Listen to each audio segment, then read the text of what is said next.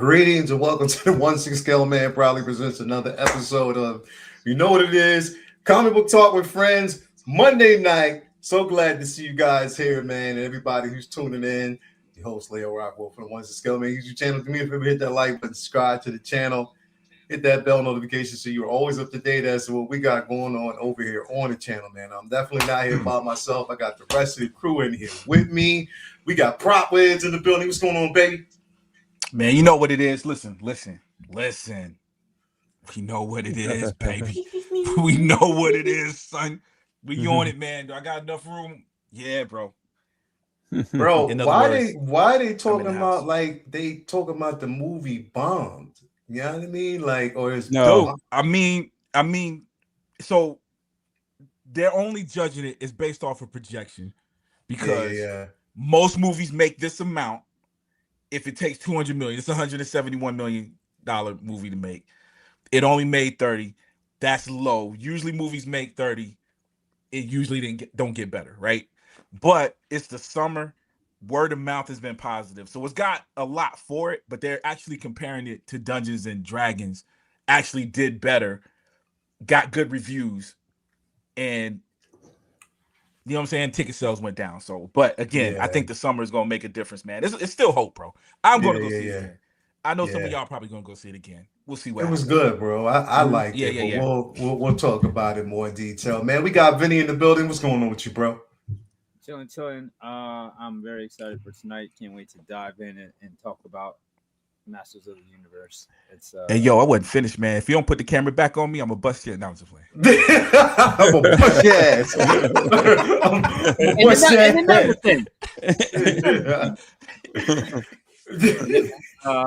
Yeah, man, lots to get into. I'm hyped for tonight. Lots to dig into. He-Man is my shit, so I can't wait to dive in. Had a lot of fun. It was such a great film.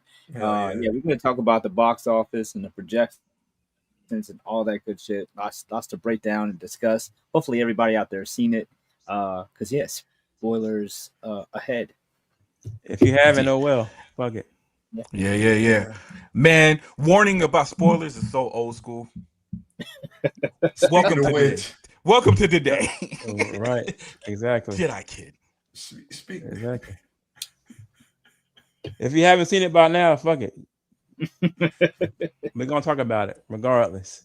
I talked about it 3 days ago. Tickets dropped on June 1st. So if you clowns didn't buy between the 1st and the 3rd, whose fault is that? It's like a personal problem to me. But good movie. I love that, yo. He asked the question, they ain't answered it for y'all. Yep. You should have threw in the foolish mortals in there. You foolish mortals. I love it. I mean, Jay, did you just say tickets dropped on the 1st, like it actually came out on the 1st? No. Ticket sales were open. I bought my ticket on the 3rd. On the 3rd. You're justifying spoilers on I don't care. The day after it came out because you could have bought tickets. You could have bought tickets. You could have bought tickets before. That is, I love that math. That's fucking hilarious. I love it. Could have bought tickets before. I went on the 3rd. Came out on the 5th, right? It came out on the. You seen it on the 3rd? On the 3rd. I saw it on the 3rd. What was that? Wednesday? Yeah, I saw it a day early. Yeah, so on the 3rd. 2 days early. Amazon? Nah, Fandango. Okay, cool. The tickets. Yeah, it was on AMC. Yeah, it was on there Wednesday. I saw it on the 3rd. Yeah. Movie came out on the 5th. You know what? I told him, man. You had 3 days. You had 3 days. There wasn't a lot of people out here, man. My movie theater was. Our shit was open. Yeah. Ours was. I'm out in the country. Probably in the city, it might have been. But yeah, out here it was like. I couldn't get tickets till the 3rd because it was packed. 3 days, 2 days sold out early. 3rd, I had some openings, so I went and I saw it and posted all about it. So if y'all was mad, fuck y'all. Should have bought your tickets. Yeah, because I was gonna post spoilers on the 3rd, but I was like, man, my boys probably hadn't seen it, man. Nah, I got it. I did it already.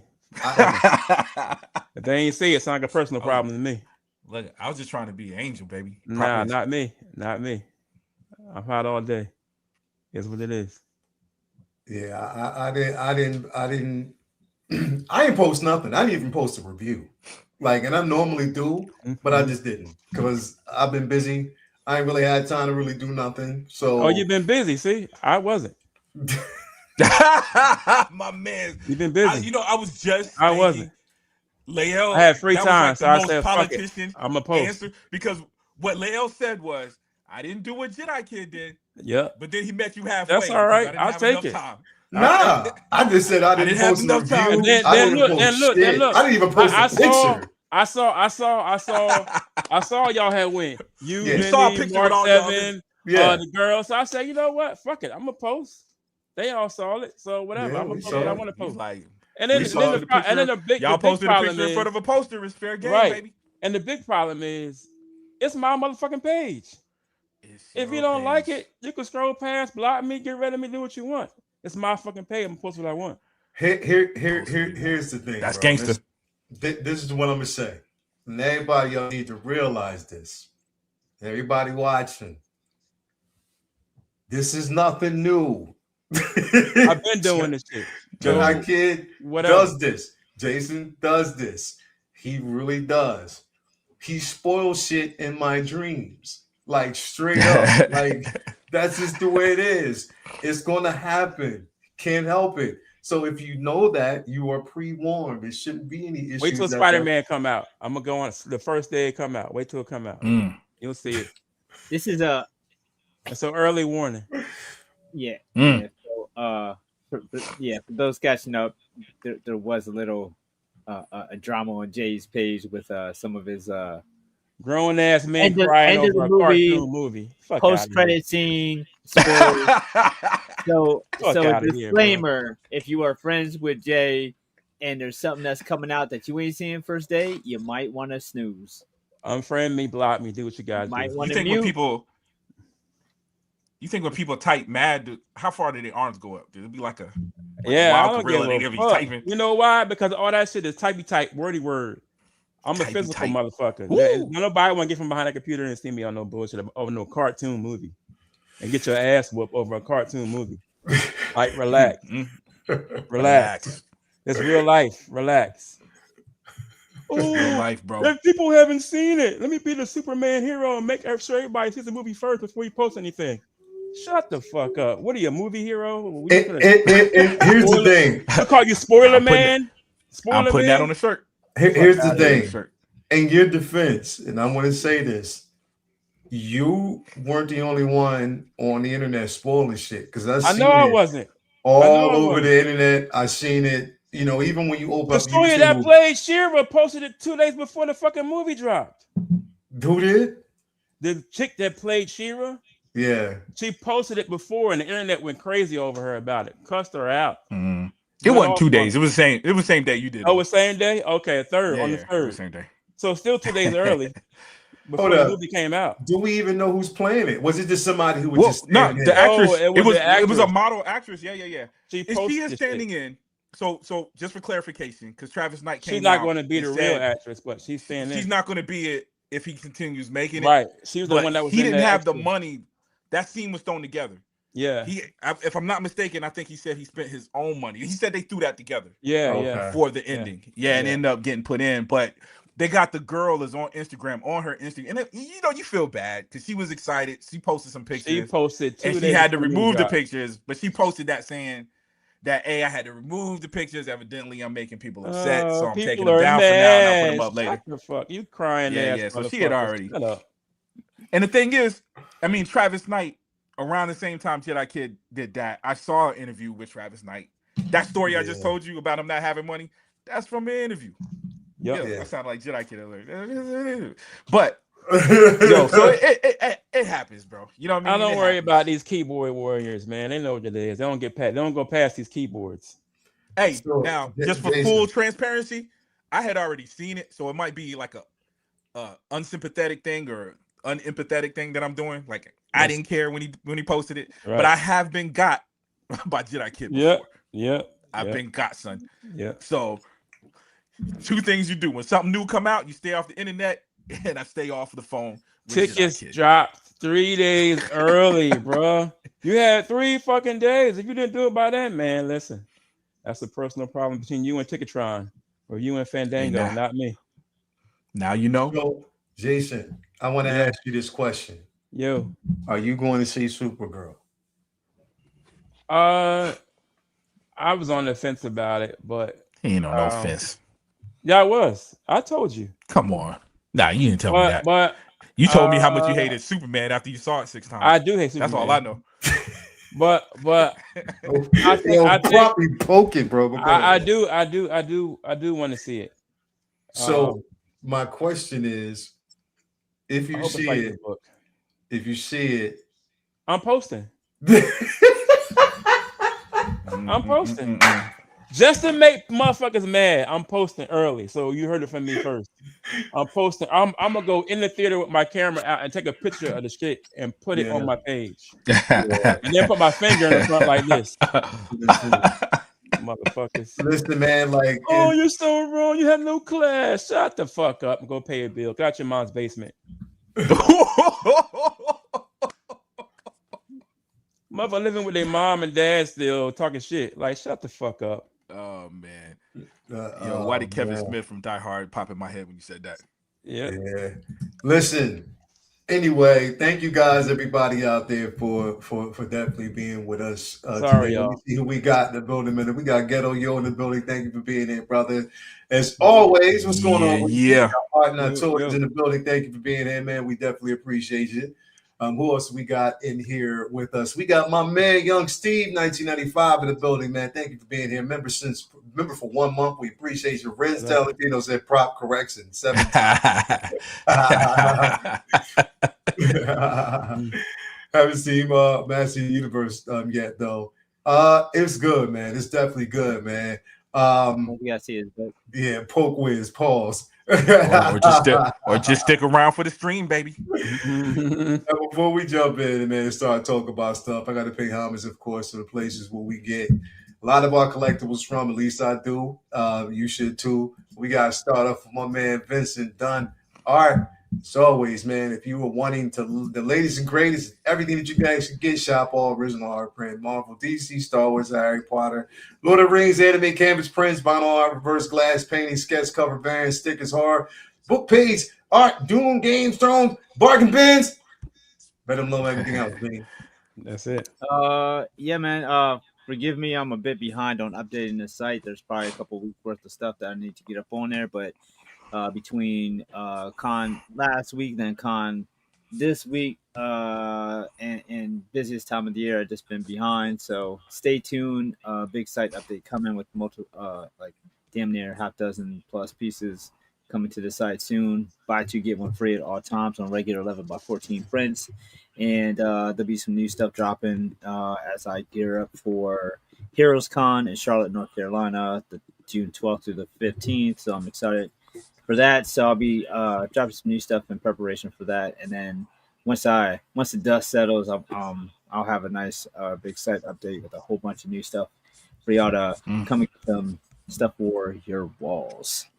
Appreciate it. Yeah. For them walls. Also, we gotta give a shout out to my man Ray over there at Underground Figures. That's Underground Ray all day, every day. No NRD. Shipping and handling is definitely reasonable. Sign up for that newsletter so you are always up to date as to when your figure's going to arrive, a new figure's being revealed. Create yourself an account because you never know when it might be free shipping or a discount code on the figure of choice. That's my man Ray over there at Underground Figures. Also, you want to give a shout out to my man Ray over there in Hawk Wars Toys. That's Hawk Wars Ray. Again, proud sponsor of everything that we got going on over at the Figure Flex Friday Facebook group. Your one-stop shop for NR collectibles. Nice little care package, comic book stickers, figures, the works. Hit him up, and he'll definitely take care of you with all the goodness. That is my guy, always coming through with what you need to proceed. Also, we got to give a shout out to my man Brian Wong over there at Modu Case, Modu Space. If you're looking for an incredible display option, I got the mono, but you get the display option of your choice. Hit him up, and he'll definitely take care of you as he always does. Also, we got to give a shout out to Tina Cruz, El Diluvio. Now, let me pull this up real quick so y'all can actually see it and see what's going on here. As you can see, this is my car, Zor-El, that she's doing with the long hair. She actually added it. She did such a phenomenal job. I'm telling you, hit her up and she'll take care of you as she always does, especially if you're looking to get your figures hair root. Look at that, bro. Look at that, bro. Should I catch? You know you want that done, Joe. Yeah, see, that's dope. I just posted her today. I'm putting her back in the show. Yeah. So she definitely does. Yeah, I'm telling you, Tina Cruz. I will have it by the end of this week, so I got to give a shout out to her because she's always coming through. She looks more like Supergirl now too, with the long hair too. That's with dope. the long hair, man. Like, you know what I mean? I hit up Tina. I was like, yo, I need you to, hook me up. And she said, I got you. Nice. Yeah. So I want to kind of pull this up real quick because I wanted to kind of talk about this. It's we talked about this about a week, and it seemingly now has had a really short run. It had a really, really, really, really short run. Not something that was big enough for whatever. There was kind of a lot of valued arguments with this. And some of the people who were boycotting, or, the individuals who were, social media pundits that were boycotting and openly boycotting, one of the biggest pushbacks that they ran into. Now, here's the thing. Like I said, I'm all for the proper cause, but a lot of these things have to be analyzed the right way. Like when you're telling people not to buy, not to to boycott, if people have these things listed in their pools and and these pools are at your local mom and pop shop, brick and mortar, but you're telling them not to do it, you're saying, well, there's other comics to buy. What if people just buy DC? You know what I mean? Then you're not really supporting that brick and mortar that, again, you want to stay afloat. You want to support physical media, but then you're telling people not to do it. Now, here's another pushback on that. Are you reading the latest issue of Green Lantern, Absolute Green Lantern? Because the Green Lantern in that book is incredible. And she's ethnic and she's killing it. So that's what I'm saying. Like, there's a lot of catch-22s with this thing. So apparently, the DC blackout is over. Like, it ended. It had, I think that was like what, only a week? If that, was it just a week? Yeah, if that. Vinny, what you think about this, bro? I don't know. I think maybe we changed our mind last week. It's like, no, it feels. It's fucked up.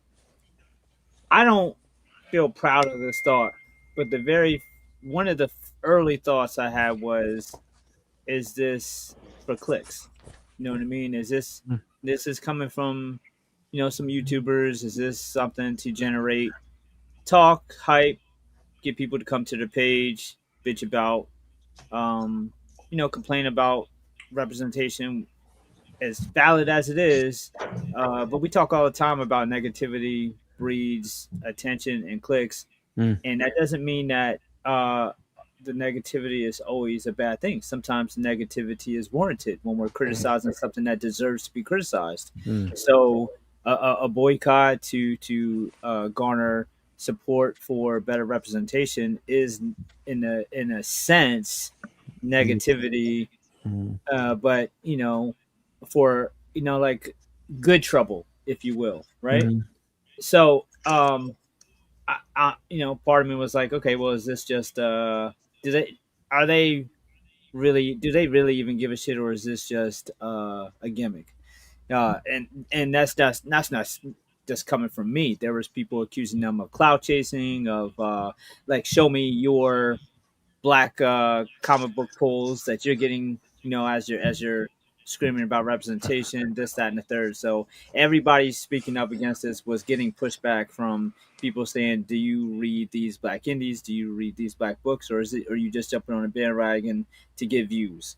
So it feels like that negativity to their negativity, if you will, gave them pause, and they kind of caved. It seems as simple as that. And then their explanation was that it was hurting black creators who were working for DC, which is interesting because it's like, well, why didn't you think of that in the first place? Why was your, mission statement not to only support, books by Black creators and only support certain DC books instead of a broad stroke.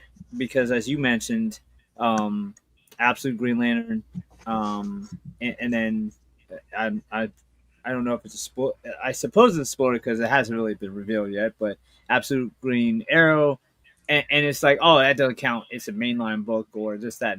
You know, it's a Elseworlds book, so we're talking about only main, and that's like cutting hairs. Like that is cutting hairs. It's like it's splitting hairs. It's like, come on, now, like that's moving the goalpost because it's like that's still a DC book. Like Absolute Run is the most popular thing they got going now. So if they have a black lead in that book, then you can't say that they don't have any black leads. Not you could say they should have more, but when you start like playing with semantics, it's hard for people to get behind you 100% because it's so easy to tear down your argument. You have it's a nuanced issue, and you have to be really clear about your gripes, really clear about your goals, really clear about the facts, because the things that they were saying was a little easy for people, especially people who shit on representation, shit on shit like this. Really easy for them to fucking pick apart. You made it really easy for them. So yeah, so it was really quick. I mean, you and I know, you know, a lot of people don't get their books every single week, you know, so so a blackout that didn't even last 2 weeks isn't really going to have made much of a, you know, effect on anything or anybody. So not even a dent. And that's the thing. It's not, bro, you got to pick your spots. And when you're planning something like this, bro, you have to know the ins and out, like, you know, people's pulls, how they're basically pulling, like the stuff that they basically do when it comes to, you know what I mean, you know, supporting brick and mortars. Some of these, you know, and on top of that, bro, like be ahead of the schedule because you never know what these people have planned. You never know what's actually down the line. Like there's a lot that goes into it, bro. The arguments that were like, okay, well, if all your books were DC, well then just go to your brick and mortar and buy other stuff. Go buy some candy there. Go buy some this there. No one told you can't support your brick and mortar. And it's like, all right, man, like if we were telling people not to support any superhero films because there wasn't enough black-led superhero films, and telling people, all right, just go to the movie theaters and watch something else then if you're worried about your theater closing, if we boycotting these movies. But you can't just tell people go drop, you know, the $40 or $100 that they would have dropped on their pulls that would have went towards DC to just buy other books there. Now maybe they should, maybe they could, but it's not realistic. Everybody knows what will really happen. If they don't spend that money there, then they will stop spending money there, period. And then they might never go back. They might not be paying attention and know that shit just ended 3 days after they decided, yeah, I'm going to help. That's true. That's definitely true. Prop, what's your thoughts on this, bro? Bro, standing up for something is messy. You know what I'm saying? Like some of the things we're talking about is complicated like that. You know what I mean? Like and it's designed to be. And there's people that benefit off of that. You know what I mean? Like if we really standing on business, then there's gonna be casualties to the war, bro.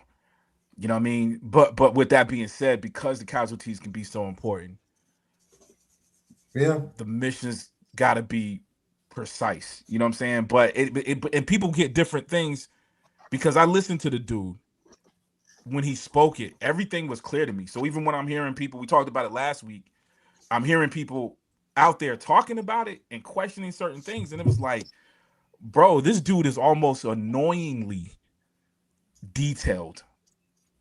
Like I think I listened to this. Let me tell you what this dude, the YouTuber, if I'm not mistaken, Blurred Without Fear, right? Was the one that started. Yeah. Dog, it was just super detailed. But again, I've heard him talking about this at least over a month ago. So when it felt like it hit the airwaves last week, but I had already heard him talking about it. Minus the detail of when it started. Like you said that, like I don't know when it started, you know what I'm saying? Versus when it, like you said, it only lasted for a week.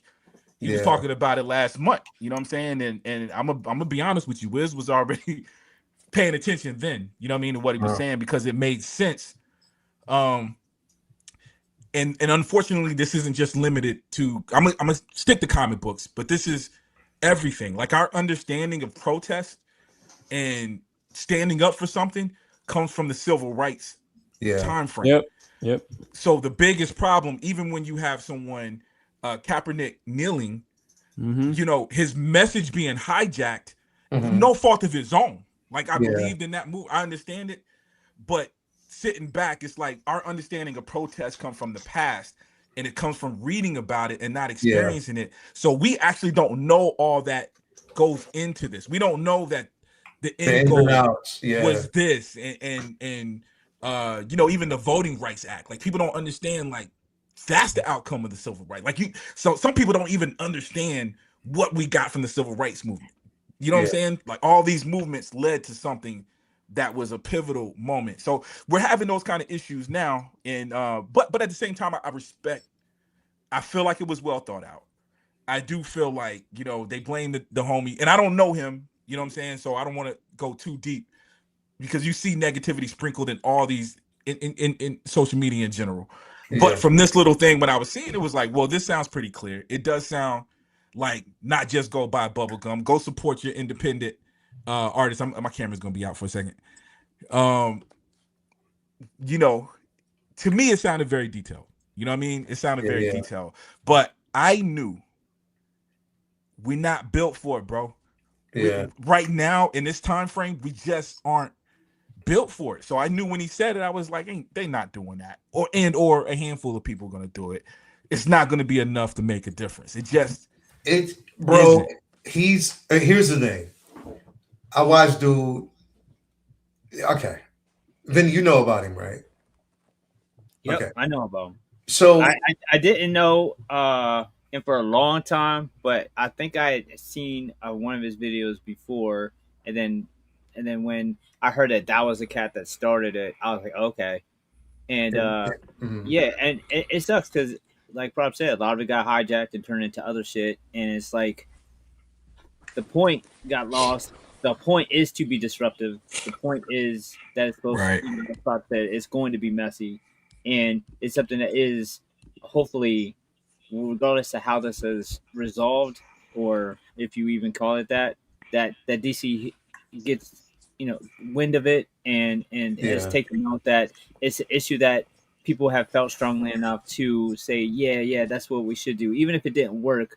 Hopefully, DC has taken notes. Right. Maybe the fact that it didn't work as well as it seemed like it would a couple weeks ago, maybe that's a blessing in disguise, because maybe now it won't seem like DC's just doing it to shut people up. Maybe it's a moment, as opposed to a desperation thing, that if like this went on for months and DC literally was losing money, and then they put out a black title, I feel like people wouldn't even buy it then, because it would be like, yeah, you see, you just did it because we fucking forced your hand. Fuck you now. And maybe now. Yeah, for sure. Thing. And you know what? And there's my bad. There's a point to it too. I mean, we're discussing it. It's being discussed. It's out in the atmosphere. Again, understanding what's the goal of your protest. Is it to get people talking? Is it to get people to start thinking about this thing? Is it the strong to force DC? Because I don't know if we were ever going to have the power to get DC. I just don't see it, bro. You know what I'm saying? Because we're not a big population of the people that's buying comic books. Yeah. We're not. I know that for a fact, because I know what the number of people of color, I know what our representation is in America, period. You know what I'm saying? Yeah. You know what it has to be, Prop? It has to be something that looks good for them optically, because the same can be said with the trans shit and LGBTQ. True. There's not a huge number of those people buying comics either, but they have been over backwards the past 4 or 5 years for the Pride celebration. Yeah. All that focus, and you can make the same argument that so much has been moved, agenda this, agenda that, to appease people who aren't even buying these comics, but for whatever reason, it makes sense to them as a company, to them as a board. Same reason why so many companies who don't got who it's so fake when they do the Pride Month Agree. advertisements. Agree. That people really give a shit. It's something about the optics of that just doesn't really hit the same with. Well, that's part of the problem, right? Right. Because we did have the George Floyd. We did have a bit of. I remember turning on Call of Duty and Call of Duty having something. The pushback. The problem is now the pushback has become more divisive, and I think it's harder for them to see the benefit. Like you said, if it makes them look good, and I might be wrong. I pray that I'm wrong about that. So I'll just being transparent. I might be wrong about that. No, just for me sitting here in my seat, it looks like the pushback is winning. You know what I'm saying? Those voices that's like, don't. They weaponize the word woke, like effectively. Like there's people I know that are now using that word in that way. Tells me that, bro, whatever this code, what they say, that pendulum is swinging back our way, or to benefit them versus us, I should say. You know what I'm saying? So I don't think they even thinking about. I think they're removing us to make themselves look good right now. If I had to be honest with you, there's nuance to it, because with these suits, the reason why that movement has taken on such a faster, like fucking light year speed advancements and bypass black movement like so fast. The other stuff, right? Is because so many of those suits got somebody in their family who's gay, or especially in this younger Gen Z generation where that shit is so, prevalent. Mm-hmm. How many of them got a black niece or nephew or family or somebody that they know is far more likely to be like, oh, that's really a real person, and I feel for them. But they don't know black people like they don't have a black person in their family unless their grandkid marries one. It's like, oh shit, he's not that bad. I just needed to get to know Darnell. You know what I mean? Right. But yet when their grandson comes out, that's much more likely to happen in their family. Oh yeah.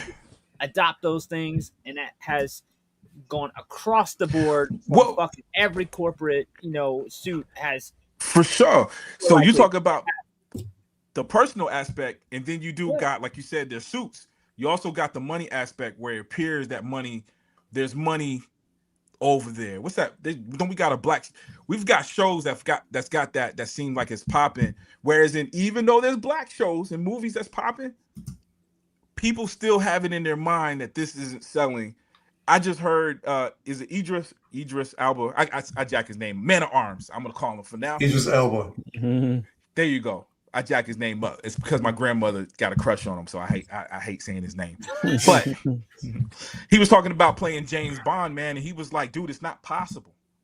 No, they're not going to buy. They won't let him. There's some handful of people on there, and I read the comments. Everybody, in the comments, even the white people, was like, "Yeah, we don't like switching races, but we'll go to your movie." You know what I mean? Now, but just that inside his mind, where he has to look at this and say, "This is realistic." Well. This is how the suits think. This is how the they still think that Black Panther could make $1 billion, and it opened up some doors, but it didn't flood it. It didn't kick it open. And again, it's happening at a time when there's actual pushback, when us wanting representation is looking racist to a group of people is hurting, and they're buying that. You know what I'm saying? Yeah. But you're right though. You're absolutely. I agree with you 100%. That the different groups is but I would argue I'm not absolutely sure if those other groups, I feel like they've ran their course as well. I'm feeling like there's a pushback on those groups, and they're lumping us in with those groups. Yes, they're lumping us in with those groups. So what, in fact, because of how much power what does woke mean? Woke encompasses all of that. There's a black lead, or is a trans lead, or a female lead, which is three totally different things. Mm-hmm. You know what I'm saying? All under the same umbrella, bro. What a weapon. It's crazy. It took a word for us to be aware of the establishment and change it to something else totally different than what it was. Woke is the opposite of sleep. They've been doing it since they've been doing it since the swastika, bro. Right. And it's like we said that amongst ourselves for our people to stay awake against the establishment. Don't be bamboozled. They even took OK. They took the OK hand sign. What the fuck? Yeah. Bro, and they're kings of that, man. So that's where we at, dog. So it's sad. And I hate that I'm losing energy. When they did the DC blackout, it made sense to me. So I'm defending the guy to an extent. Again, I don't know everything because there is a certain part where whether this works or not, right? That guy benefits from it. And it's unfair for me to judge him that way, but that's YouTube. It's because if it's successful, you're going to be great because you be the one that accomplished this. If it failed, the negativity, regardless of the conversation around it. But I'm just trying to pick out the.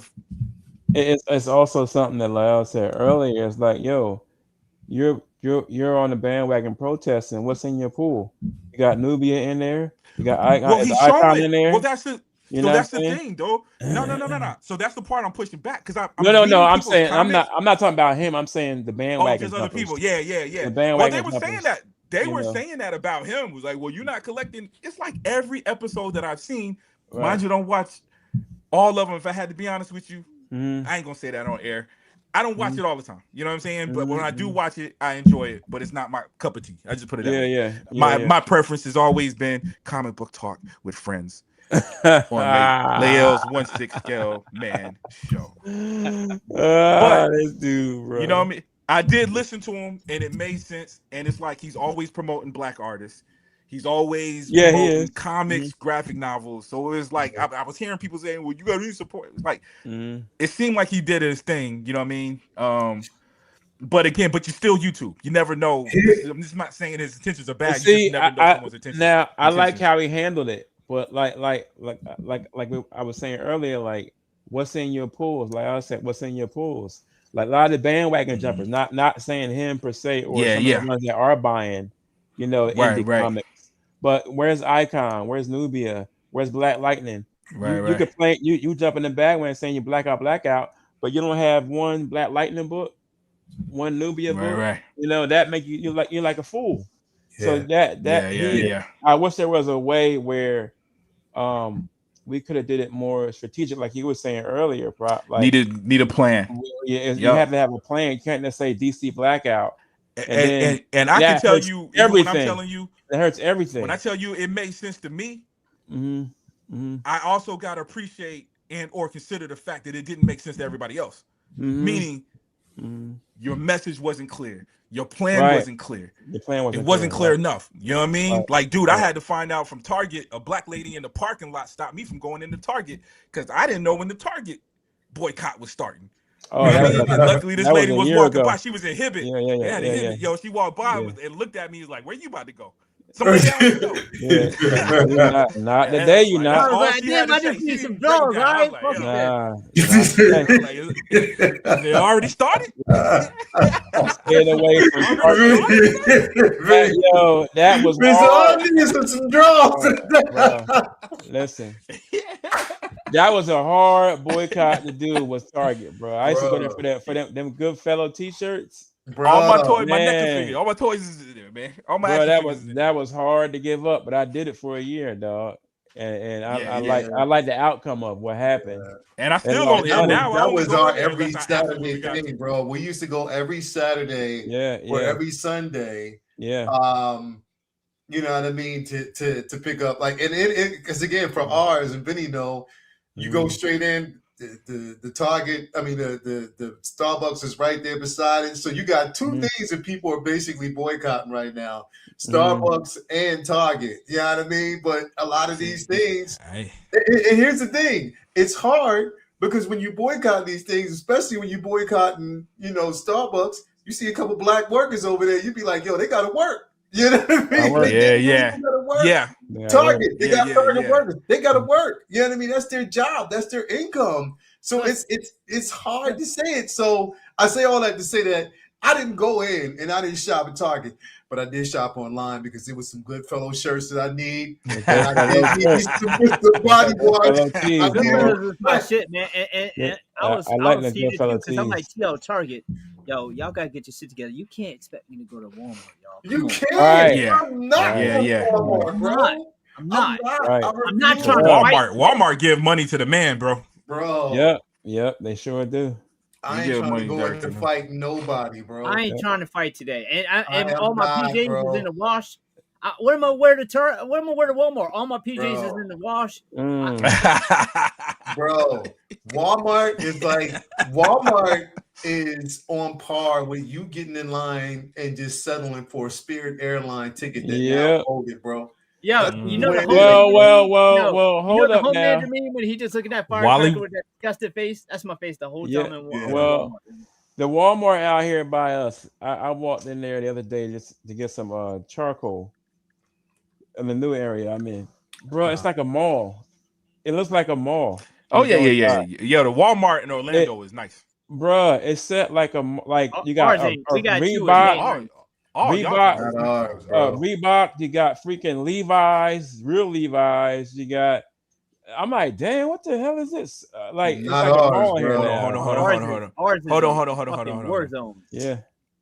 Yo, Ren said, "What if there's a limited Spawn figure at Target?" I'm going in Target, baby. He's going to Target. Come on, he's going. I'm going in Target, man. He's going. You know what I'm saying? I didn't say I was leading the revolution. I'm a follower. Come on. He's going. I need an MLK. You know what I'm saying? Because that's it. I'm weak, bro. I go to Walmart. My mom calls it Wally World. If my mom calls me right now, she's gonna ask me if I'm at Wally World. Yeah, just like that. Wally World. Not breaking out that trench coat, baby. That's it. Hey. I gotta get what I gotta get. Yo. Hey, Walmart's good for a couple of things. Walmart's good for a couple of things. Yeah. Hand towels, bathroom products. Yeah, charcoal. You know what I mean? Charcoal and all that. Yeah. Target's good for body wash. Goodfellas t-shirts. Goodfellas t-shirts. They got shaving material. Yeah, they got shaving material. Oh, they got the Rock Popeye, whatever, Papui, whatever that shit is called. The Rock's. So they got that stuff. Yeah. You know what I mean? Like, Costco do got them. Dude, I'm gonna be honest with y'all, man. Well, Costco got my lamb tops. Toy hunting. Target, Walmart. It's just there, dog. I still collect NECA figures, bro. Ollie's too. But they're also on Amazon. So you stupid, bro. So here's what I'm saying, right? Dude, and to kind of close out on this one because I don't want it to be like a huge thing here, but I followed dude in the very beginning before he hit 100,000 subscribers. And it felt like, okay, it was cool, but once he hit 100,000 subscribers, after that, it's just like everything started going out from the deep end. Because I had reached out. I was going to reach out to him and be like, hey, would you know what I mean? Even before he hit. But then when I started seeing the MO, I was like, I don't know. Because the thing is, I hope not. I like the dude, man. I like him too. I feel what you mean. I like him too. But what I'm saying is, bro, like once he hit 100,000 subscribers is when he started. Then it became attacks on different, content creators and what they basically and all that. And I'm like, yo, it's not a platform for that. If I want that, I'll stick in my own lane and collect them figures. Right. You know what I mean? So that's just the whole thing. I'll tell you what, it's how, because I saw that. It's not that he did it for me, it's how long. Yeah. I've seen him go back and forth with a YouTube creator for 2 weeks. And that is a technique that does generate views. You know what I'm saying? Yeah. So again, anytime he's talking about comic books, it feels legit. Like this is a kid that is reading. So I'm trying to hold on to that part. So when I do watch it, that's what I'm holding on to. Mm-hmm. But you're right, man. I could see but how many people like that? I jokingly brag about y'all, but it's the truth. It's not a joke. You know what I'm saying? It's a different environment here to a lot of YouTubers. You know what I mean? To the point where I really can't. I don't blame them because I can see it. I can see the negativity, and I can see their numbers go up. Yeah. Whether it be good or bad, you know what I'm saying? But it's like that negativity sells, bro. Negativity, and that's the thing. Is like negativity gets you clicks and subscribers, bro. and that's just the way it is. And because I But this ain't what we're here for. Nah, and that's why I revolt against it. So if I just got 12 people a night, 30 people, 50 people a night watching, I'm cool with that, bro, because I'm not going to compromise my integrity just to get clicks. I'm not going to basically feed people bullshit. That's what we can. That's not my space, bro. We don't do that yet. So, and you said if you have how many people? 12, 13, 14, 15 people watching, I'm straight. I was about to say he made me feel small. I'll be having like 9. You know what I'm saying? We have like 9. Hey. But the thing about it is, you can't lose yourself. That's the most important thing, and people respect that. Bro. People respect that more than everything, bro. If you can be yourself in front of the camera, behind the camera, off the camera, people respect that even more, bro. So it's like me. I'm 100% me right now. I'm 100% me when I hang out with y'all. I'm the same person. Regardless if we have 100 motherfuckers watching or 8 motherfuckers watching, I'm the same dude. Simple, bro. And people ain't here for negativity, bro. I mean, we're gonna have disagreements. We're gonna have organic. Of course we are. If there's you hear something negative, it's organic, which is still being myself, because I'm not gonna like everything. You're not gonna like everything. We're gonna disagree. Right. And but it's gonna be brotherly, man. Like this whole it's cool. Like I said, I don't want to go too deep into it, man. Yeah, I hate that all of that is mixed into this DC blackout message. Again, I hoping the best, because I'll see something where I think it's like, nah, it's just clicks, and then he'll do something or release something where it's like he's making sense though. You know what I'm saying? It makes sense, but it makes sense, but the timing was off. Real good. And I think that's definitely what it is. It makes a lot of sense, but the timing just wasn't there. And that's why I think it became more of an issue. If the timing was there, if we were in that particular spectrum, then I can get it, but we're not. So I just think if he went about it in a more strategic way, because he's smart as hell too. Oh, he's intelligent. I think he's a cool dude. Yeah, he's a real cool cat. I think if he planned it out in a different way, or a different way to move, or how to do it, I think it would have worked out better. Because it's like, as soon as DC saw it, now all of a sudden Green Lantern's black or ethnic. I haven't read it, so I don't know. But now you got a black Green Lantern. Yeah, like, she's female and it's dope. Like, it's the way they're doing it, the way that, bro, that absolute Green Lantern is dope. It's incredible, bro. It's fucking incredible. Really? It's almost like I wish, because, bro, like it's like they just took it to hold the mythos and not switched it up, but I think enhanced it to, like, you would want to see them bring that into the main continuity, because it's exploring the possibilities of how powerful a lantern really is and what they can do and what constructs that they can create, and even use it, bro. Again, it's this. Did you read Absolute Green Lantern, Vinny? Oh, Vinny out. Oh, is he out? Yeah, he'll be back. He ain't in the backstage. Oh, here you go. Hold on. Yeah, I don't know if he's read the Absolute. Did you read the Absolute Green Lantern? I'm a few issues behind, but I've read like at least the first 6 or so. Yeah, and it's been out that long. Insane. Yeah. It's dope. It's so really dope. Interesting. It had. I didn't love like the first couple issues. It takes a while for them to get around. Yeah. What they're trying to say, but then once it gets rolling, it's really good. That's that's a black led book, and it's hopefully something that they. Yeah. I don't know, for whatever reason, the Green Lanterns is like that's their go to when they. Want, because they did that with the Far Sector, they did that with John, you know what I mean? So it's but what they're doing with the Absolute verse, Green Lantern is on point. Like, there really hasn't been a real weak spot for me, other than maybe Superman, but I think that just took more time to get going than all the other books did, and that's good now too. But Absolute Green Lantern is dope. It's dope. It definitely is dope, bro. So I mean, that's what I'm saying. Like, when you have, here's the thing. Numbers is I'll just say it this way. Numbers is a lot. Numbers are everything. So I'll just put it that way. Moving on though, bro. Like we got my man here. I want to talk about today. Artist extraordinaire, Mr. Russell Dauterman. If you don't know a lot of his credits, he's done a lot, in the space of, of course, X-Men.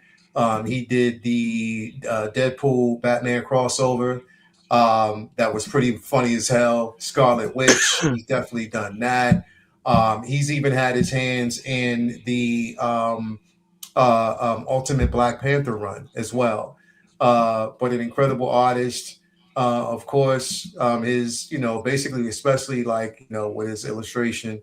Vinny, you familiar with his work? He's one of the few blind spots I've had since we've been doing these, because I'm super like crazy far behind on X-Men.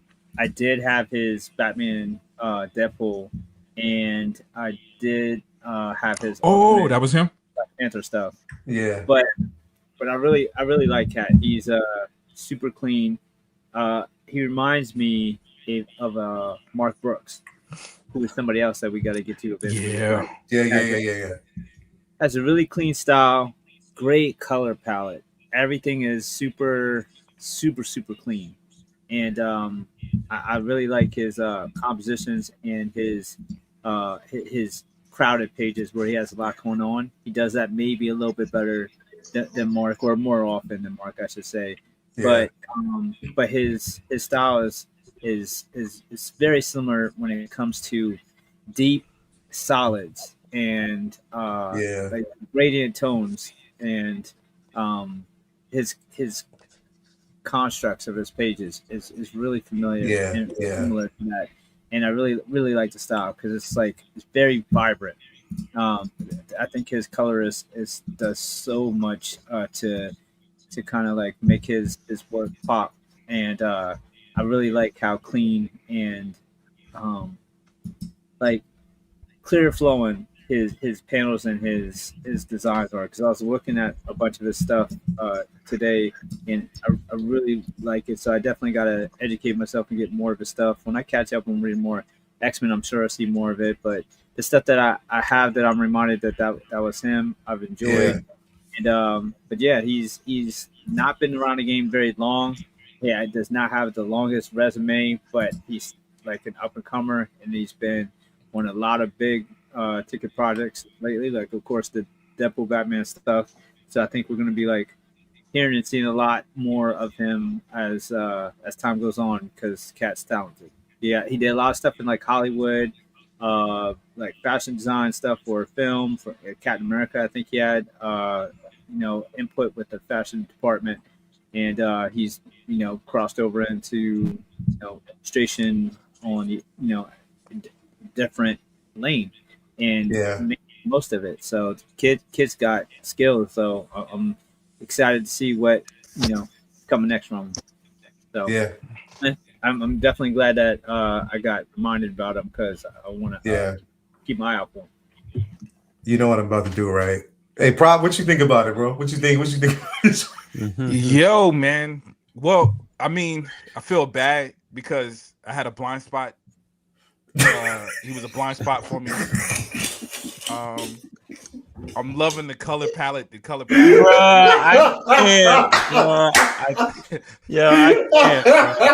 can't. Hold on. Why y'all laughing? Color palette. I knew he was gonna do that, bro. That's what I was like. Just say you don't know him, brother. I don't know. I never heard the boy either, bro. Just say you don't know him, bro. I don't. Reminds me of Mark Waid a little bit. But, my God, it's the same, but it's different. It's the same. Yoda was like, Prop, this was your chance. This your chance. I got 15. Get on Yoda. Thanks, fam. It's going great, bro. I appreciate it. Thanks, bro. Bro, I can hear Yoda like, yo, this was your one chance. Yo, I know, man. Yoda's. Bro, Yoda called it. He called it. Yeah, man. Prop. You act like I blew it, man. Everybody's laughing. It's a hit. Bro, I'm a hit, Ghetto Yoda. I'm a hit, baby. Yo, y'all shut up. I want to hear what else Prop has to say. Go ahead. Hold on. All right, time out. That's all I have memorized. Go ahead. That's all I got. It's just keywords here and there. That's all you got from Vinny. Blind spot was for sure. Come out. I got you. Dude, you know what? I'm gonna tell you. I do man. feel bad because I've got the Batman and Spawn books. Thanks to you guys who sent me back into the brick and mortars. I've been buying. It's addictive. So I've been buying things that evidently I had no intentions of reading because I forgot I had it until you just mentioned it. I bought at least 3 or 4, whatever was out. I bought all the joints at the time. The Batman and Spawns. I haven't read them yet. It didn't know the artist, man. The covers look good. Yeah, the covers look good. Yeah. That's all I got. It's dope. Oh man, Jedi kid, man. Like I said, bro, I haven't heard the guy until tonight. I've never even heard this boy at all. So I'm batting 0 on this one. But his artwork is dope. That's the reason why he threw me under the bus. Y'all didn't even. No, I said it. It's no. It's hard, Wiz. I said it while you. No. Hold on. That's what I said. I didn't read it. I don't know who this guy. Tonight is the first night I ever heard of him before. Like I said, I'm 100%. I don't know who the boy is, bro. First night. Well, I mean, Vinny had a blind spot for him too, so that's 3. Vinny's never had a blind spot for no. Well, no. Vinny did. No. He has had one or two. I've seen it. I've been shocked too because Vinny's The only reason I just want to point out that go ahead. All of us got action figures behind us. Jay got video games. Yeah. Vinny got comic book boxes. So if he don't know, If Vinny don't know it, then I'm definitely out. The only reason why I'm familiar with him is because of the books and my pulls and the X-Men titles that I actually have with him. You know what I mean? And on top of that, because I do have the Ultimate Black Panther run, and he did a lot of work on that as well. I had that. I didn't know that. Bro, he was responsible for and he's actually going to be helping out with the upcoming Avengers Armageddon. That's going to be like one of the main titles. That's what I was going to talk about, but we can address it here. So the the Avengers Armageddon is everything that actually has happened after. Have you basically been reading like the I forget what it's called, of Doom, where they broke into Doom's castle and found different artifacts that are leaked. Will of Doom. The Will of Doom. No, sorry. Dungeon of Doom, yeah. So they found basically one of the most dangerous mutants ever that's been released. And they found like a one of the Asgardian hammers that's deadly. Damn. So bro, like there's so much that Doom had down there, and he kept it there. But after he passed away, and also the person that spearheaded a lot of this is Thunderbolt Ross, who was released in prison. So he's responsible for a lot of shit that's going on. So it's about Ghetto Yoda said the art for Wanda is good. It is. But the cover, his art for Wanda is absolutely fantastic. Hold on, so Wanda got her own run again by herself?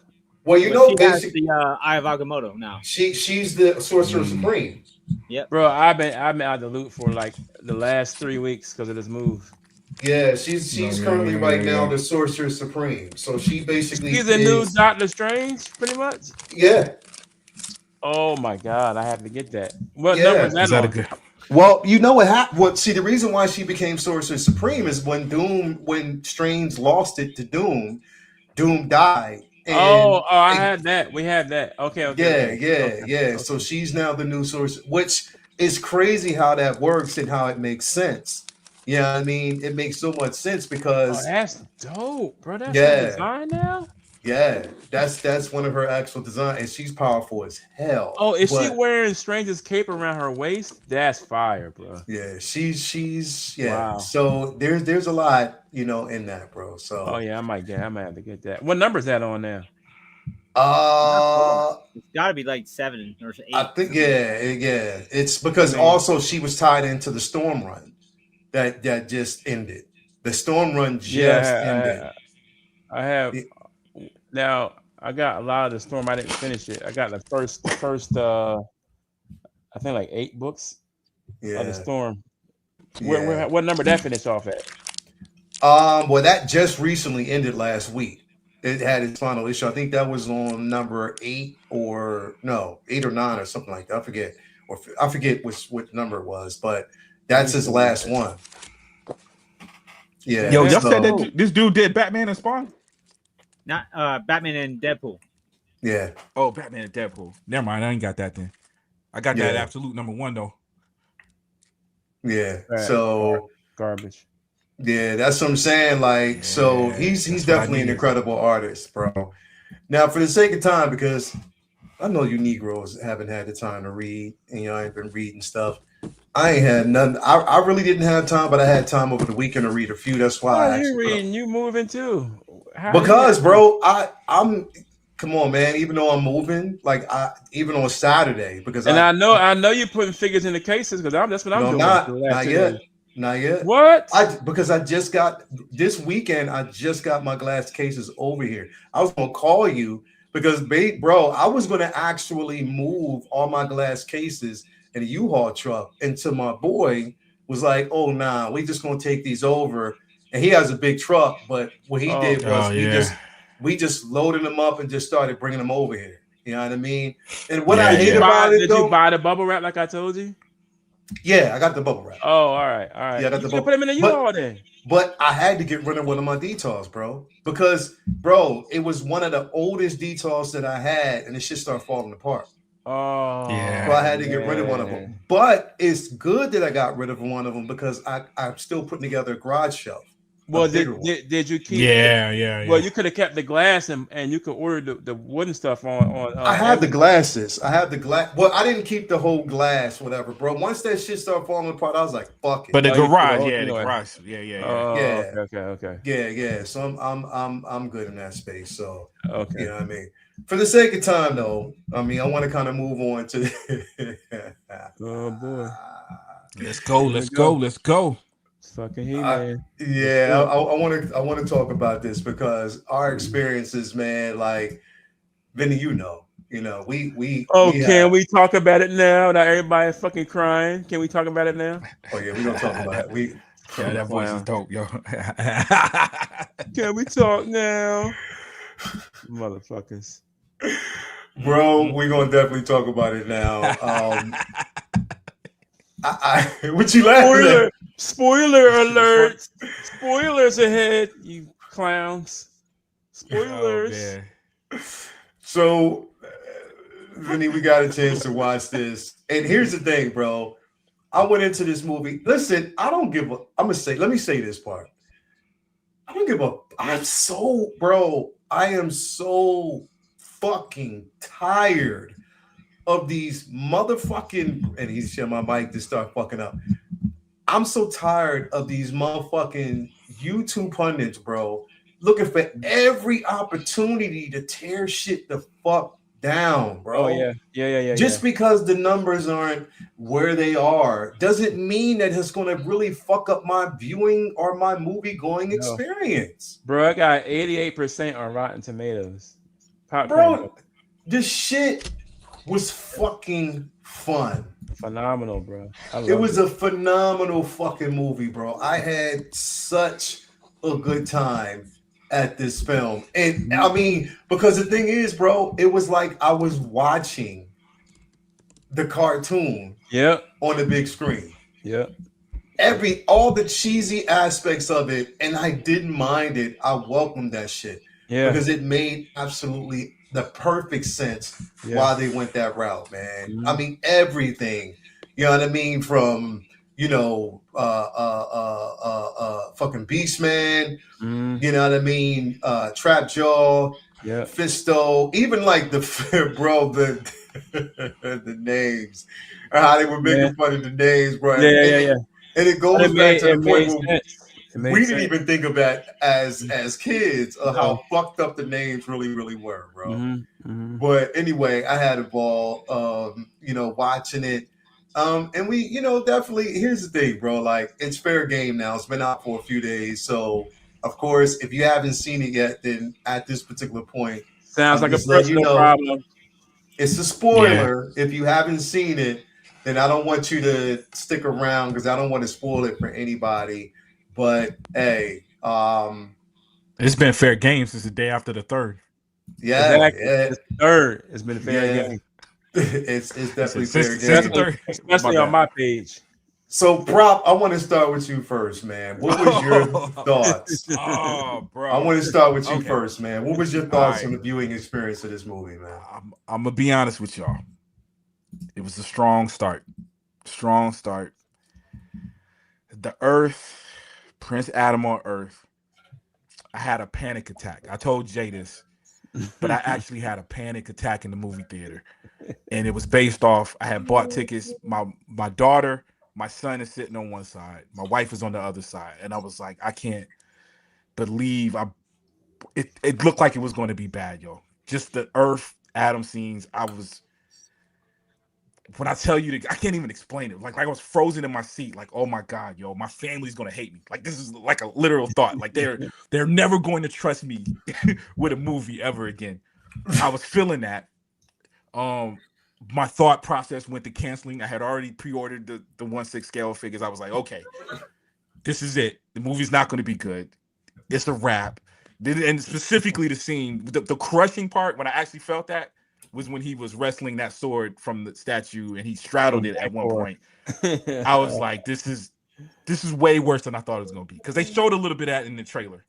Seeing it in the movie was like, okay, it's not possible for it to get better than this. You know what I mean? I don't care how good it gets. Of course, he gets to Eternia, he transforms into He-Man, and I forgot about it. It was phenomenal. It was my childhood. You know what I'm saying? And the cherry on the cake was why I did an out of theater review. But we're walking out. Me and my son usually don't talk to each other when we do the reviews.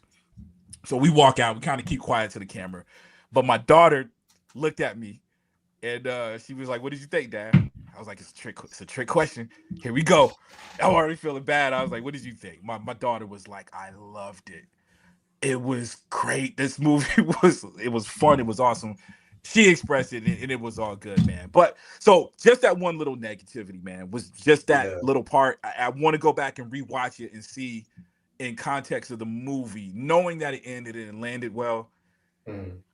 Will I enjoy that little section? Is yet to be seen. So I will be going back to see just to make sure.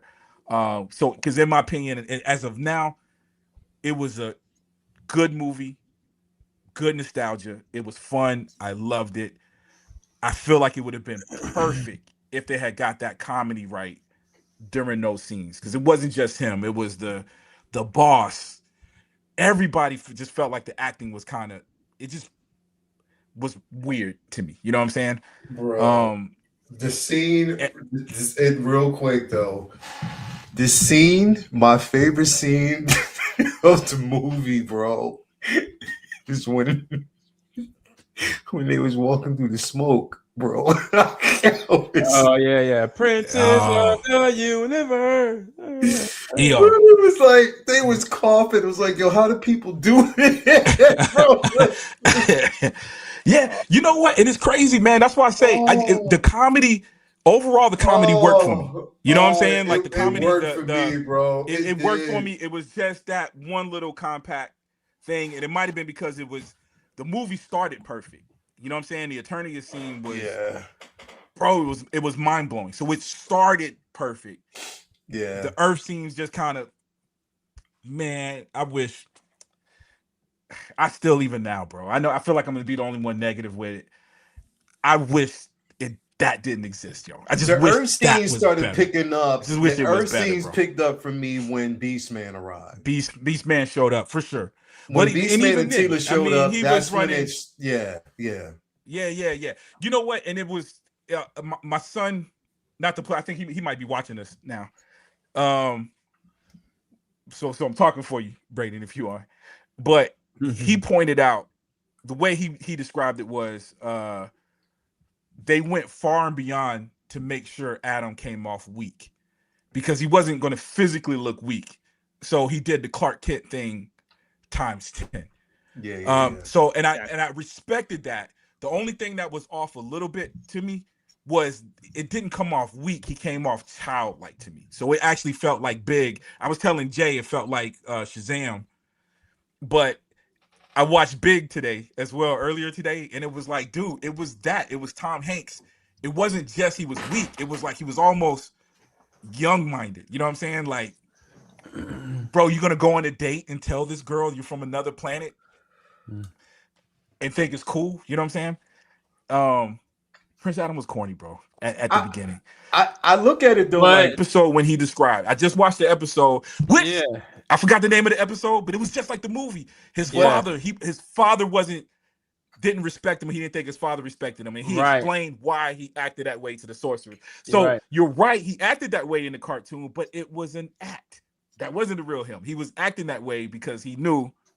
Because he was at He-Man at a young age in the 83 cartoon, right? Well, so, in the cartoon, he had been playing that role. He got to be He-Man when he turned, I think 20. He was 19 or 20. Okay, when he got the sword. Right. But listen, man, don't. So I say that negative because I just want to be honest. And even that honesty is based off when it turned around, and I started having fun with the movie. All the He-Man stuff, all the Eternia stuff was amazing. I can't think of not one bad thing, yo. You know what I mean? It was the because I have my kids are older, of course. My daughter's 14. You know what I mean? So my daughter's the youngest. There was a sense of this movie where it felt family-like the humor and the lightheartedness of it felt family-like. Fisto joke. Any of those kind of jokes was a little too much. The Ram Man joke. Yeah. But again, that's less about me. If you listen to me, even my anxiety was based off everybody else because I want another one, bro. Even when we talk about box office, I don't care. To your point, Leo, I don't care what it made. I enjoyed the movie. I got what I wanted from it. If I talk about the money, it has to do with I know if they didn't make another Dungeons and Dragons, and Dungeons and Dragons had good reviews, it made this amount of money. I think He-Man will get made. Another one of these. I think He-Man will get made, even if he had to go out of his own pocket. I think he'll do it. For the fact that's not possible. That ain't possible. I think this ain't George Lucas that got that had banks given. You know, even when George Lucas paid for his own money, that wasn't his own money. He just scratched that money together. I can see the fandom Empire being behind him so heavy that he can get funded. I don't know. I just feel really positive about this film that we will see another one, especially from OG fans that really enjoyed it, like myself. As long as the word, because the word of mouth is still good. The word of mouth is heavy. I'm still hopeful. Yeah, you know what I mean. Like I was saying earlier, man, the 30 million. There's movies that's made that and has grown. Like in recent years, there's movies that started and it people more and more people. So we'll know by next. What it won't do, it won't go down and go up. So next week we'll kind of see. This week we'll kind of see how this thing goes, if it's got legs or not. When you guys saying you didn't enjoy the Earth side of it as much, whatever, and I understand that because nobody else was saying that. Yeah, I thought the Earth shit was funny as shit. But here's the thing, though, real quick. Mm-hmm. The reason why I say that is because what else is there for him to talk about other than the things that he's familiar with? Yeah. He was familiar with Eternia, and that's because he loved it. He loved the experiences that he basically had there as a kid. So when he's talking about it, it's coming from a sincere, complete level of normalcy because that's where he existed. But to talk to Earth-based individuals about it, it would seem weird because they know nothing about the place and they think it's super weird. So him, even if it's basically being more like, okay, it's a childlike version of whatever, it was the same Adam that we actually got childlike Adam that we even got from the series. Is just that now we're seeing it interpreted from Earth-based, and him being on Earth, still thinking about Eternia, still thinking about his family, still thinking about the wonders, and those were his heroes. That's why he gave him those weird ass yeah. Well, and I get that, and it's not, again, it's the humor, Vinny. It's the humor. I'm talking to Vinny because you and I are the talent on the show. It's the actual humor. See what I did there? And everybody laughed. It's humor. Your boy knows what he's talking about, son. Listen. No, he does not. At all. but it wasn't. I didn't even mind the scene. It was just the attempts at humor that was doing. Like the humor just wasn't landing. You know what I mean? Like I understood everything, and there was a payoff when it came later, right? Like even the sorcerer saying, "I picked you for this," reminded me of who he was in it. So it all made sense. So it wasn't just the childlike. It was the date. It wasn't that he was telling the girl. It was the attempt at humor that just didn't land with me. You know what I mean? Like it was also a reason. It was amplified. It was turned all the way up. You know what I'm saying? And it fit Eternia was more surreal. The jokes could have been almost the same. I haven't analyzed it yet. The jokes could have been the same. It just landed better in this fantasy world than it did in the real world. You know what I'm saying? I can't explain it more than that, man. And again, bro, and when I say, dude, panic, bro. Like I was like, I felt like them people, like them toxic people. Yo, y'all ruining my childhood. Right? Well, until Beastman showed up. Until Beastman and Tina showed up, it started picking up. Once he got that sword away from the statue, I think I was cool. Yeah, but with the Earth stuff, it all had its own Easter eggs and connections to even the old movie. I was telling you, I enjoyed all that. The girl that he was talking to on a date, her name was Julie, and the same name from Courtney Cox that played in the original He-Man with Dolph Lundgren with Julie. I was a little hit with that, right? Then you had Dolph Lundgren hitting him in the gym saying "Good journey," another Easter egg hit with that. Then we had the Superman comic inside, and when he stood right next to it inside the comic book shop. That was a hit with him. Superman and him fought in the comics, bro. I love all the Easter eggs and connections that the Earth-based stuff did.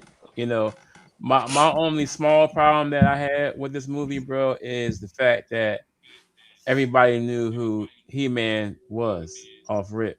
Yeah. You know what I'm saying? Charlie the Unicorn. There's spoilers. Oh yeah. It's sorry. Spoilers. We're telling everything, so. If you ain't see it by now, then Prince. Sorry for you. But anyway, I thought it was perfect. So you said the only thing that you had a problem with was that they knew who He-Man was. But the movie explained itself. You know what I'm saying? Yeah. Why he had to go down like that, because they had to send him away because he was the only hope for Eternia's future. So that's why they sent him away, and he had the sword. So duh. But it's like, I cherish that from being a cartoon fan of He-Man. You know what I'm saying? Because He-Man was like my barbarian Superman, pretty much, to where like Thunder the Barbarian. Remember that, bro? Right, Thunder. Man, that's a deep cut. That's a deep cut. But even with that, it was just like, damn, now that's going. But they made up for it at the end with the little trope for him walking away. Which was hilarious, by the way. It was funny. And they even did the laugh. They did the hands on the waist laugh, like from the cartoon. Oh yeah, and the shoulder, bro. And the shoulder, bro. It was. This is everything that a Master of the Universe fan would want for He-Man. It was so many connections with all the lore, not just from the cartoon, but you had from the Dolph Lundgren movie. You had from the 2000 cartoon, from the it was a great movie, man, and I loved it. Jared Leto, every time he got on killed camera, it, bro. He killed it as He-Man. He even did the Joker laugh, which was I was cracking up. Bro. Was it? It almost sounded like the No, when the cartoon. No, he So did. like he laughed like 2 or 3 times. It almost sounded like No, but he did. But the last time we saw him and He-Man face off in Grayskull, he was walking around. This was after Adam tried to convince him. Come on, bro. Let's see. You know, let's. Can we turn this around? Can we be good for a change? You know, blah blah blah blah. And I love the fact that they stuck to their guns and didn't pull a villain turn around and let him be good now. No, they made him be a villain, like an 80s villain. He's a bad guy regardless. Yeah. He's bad.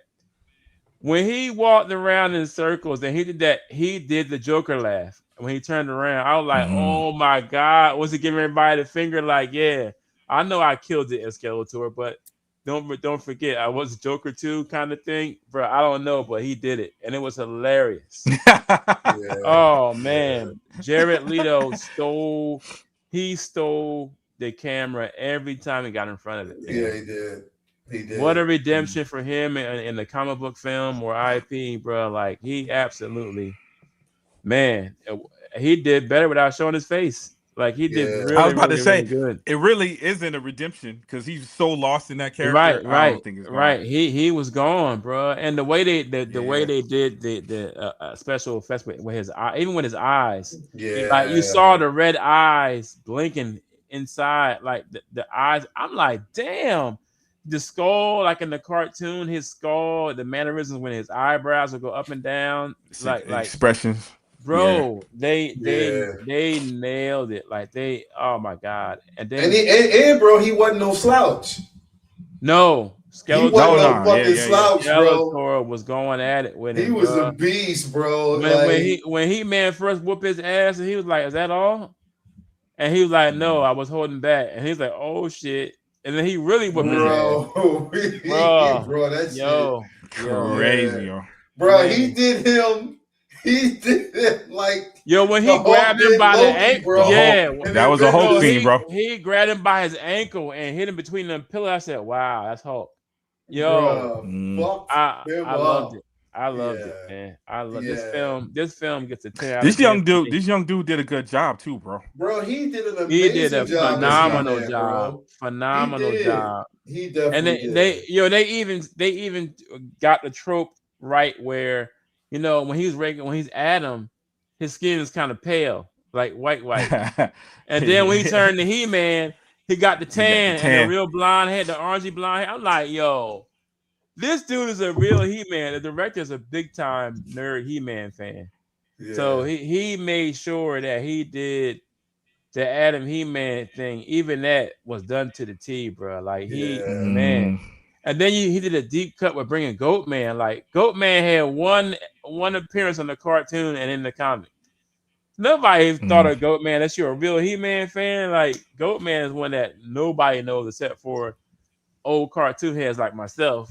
You know what I'm saying? Like, remember Goatman? Like, what the fuck? Pig Boy, Goatman, all these guys that are like deep cuts for like the comics and like in the cartoons, man. Like this movie blew me away. My only gripe, like I said, was with them knowing who Adam was. Like all his friends. You know what I'm saying? But other than that, man, this is perfect, man. Perfect movie, bro. Yeah, I loved it. And I loved how menacing Trapjaw was, bro. Trapjaw was a beast. Trapjaw was the business. Trapjaw, his backstory was he was one of the ones that was trying to kill Skeletor. Like he was a big fighter, like almost like He-Man type. He was like good, I think, and tried to take Skeletor out of Snake Mountain and kill him. And Skeletor got him and fucked him up, pretty much. Tore his jaw off, fucked him up, and turned him into a slave, pretty much. Yeah. So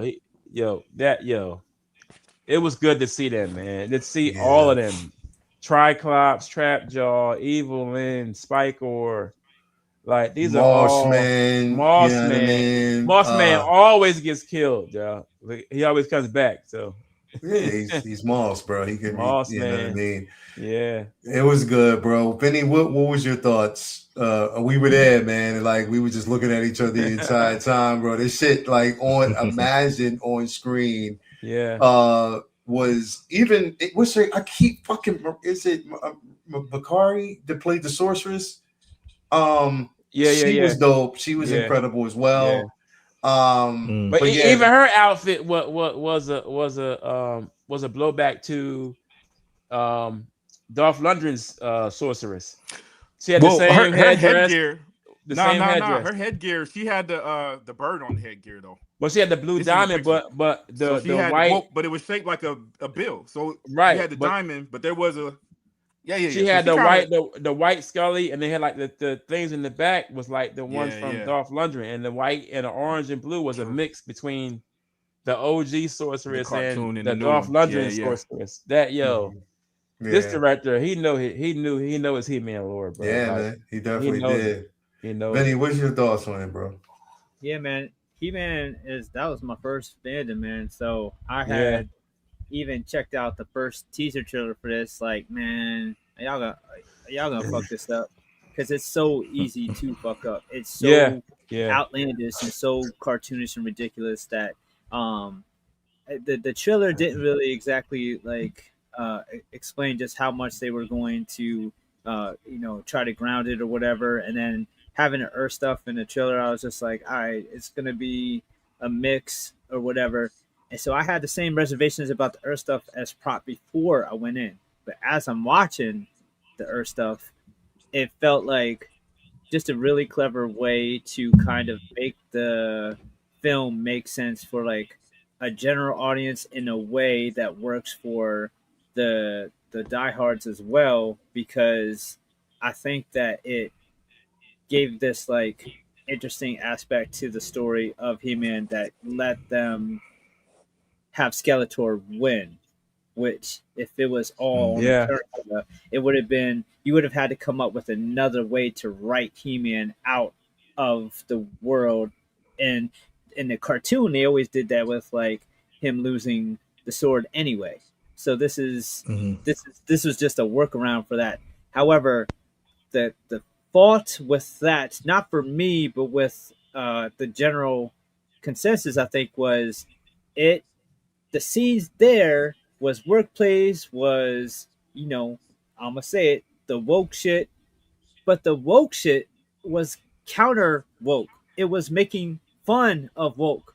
But if you take it out of context and just show a clip of him with the HR chick, I mean the boss lady, and him with the He-Man on the desk, it looks like it's taking itself serious. And I knew they were going to do that, make fun of him being He-Man, but like they are, but they're also making fun of woke culture and how Earth takes everything so like soy boyish and no fighting and everything so political and politically correct, and he can't be that in a world that's a war going on. He needs to be a warrior there.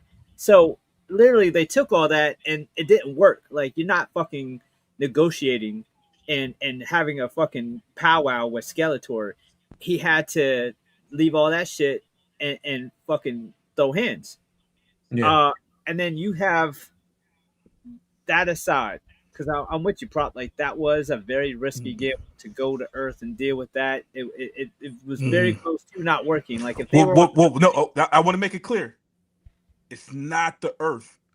I understood the Earth scene, so it's not the Earth. It was just how they did it on Earth. Yep. I still felt like you had a certain amount of time where you could not be.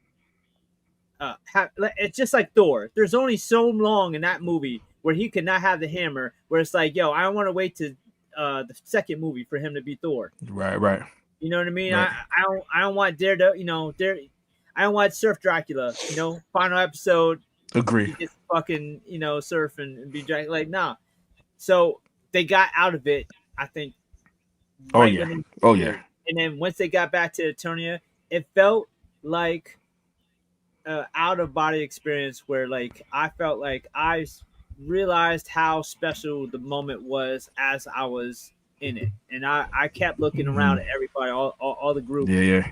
Everybody was just having so much fucking fun, and I was like, "Yo, this is a special film. They're fucking nailing it." And I kept waiting, like, "Don't fuck it up, don't fuck it up. Stick the landing, stick the landing." And every scene, it was a long film, and I kept wanting it not to end. It just kept going, and it kept getting better and better and better. Every new character that they threw in, every new element of the story that they added, from the Man-at-Arms stuff to the Fisto stuff to their names explanation, that was so clever, such a clever way to explain away the silliness of everybody's names and stuff, because it was always like a running joke of how all the puns, was the way everybody's name was. And the action went from, cheesy and little jokes here, little, I hate to say it, but like little James Gunn Guardians of the Galaxy type shit, to serious shit where like people were actually getting stabbed and killed, like for real, and it was violent and it was funny. It was a very hard film to pull off because they juggled Travis Knight, right? They juggled comedy, they juggled coming of age, they juggled drama, they juggled action, and they juggled suspense, and with over the top insane characters. And the special effects was phenomenal, the action was phenomenal. Jared Leto, like, if you didn't know Jared Leto was in this film, you wouldn't know that was him. He was transcendent, man. He stole every scene he was in. Every scene. He ate every single scene.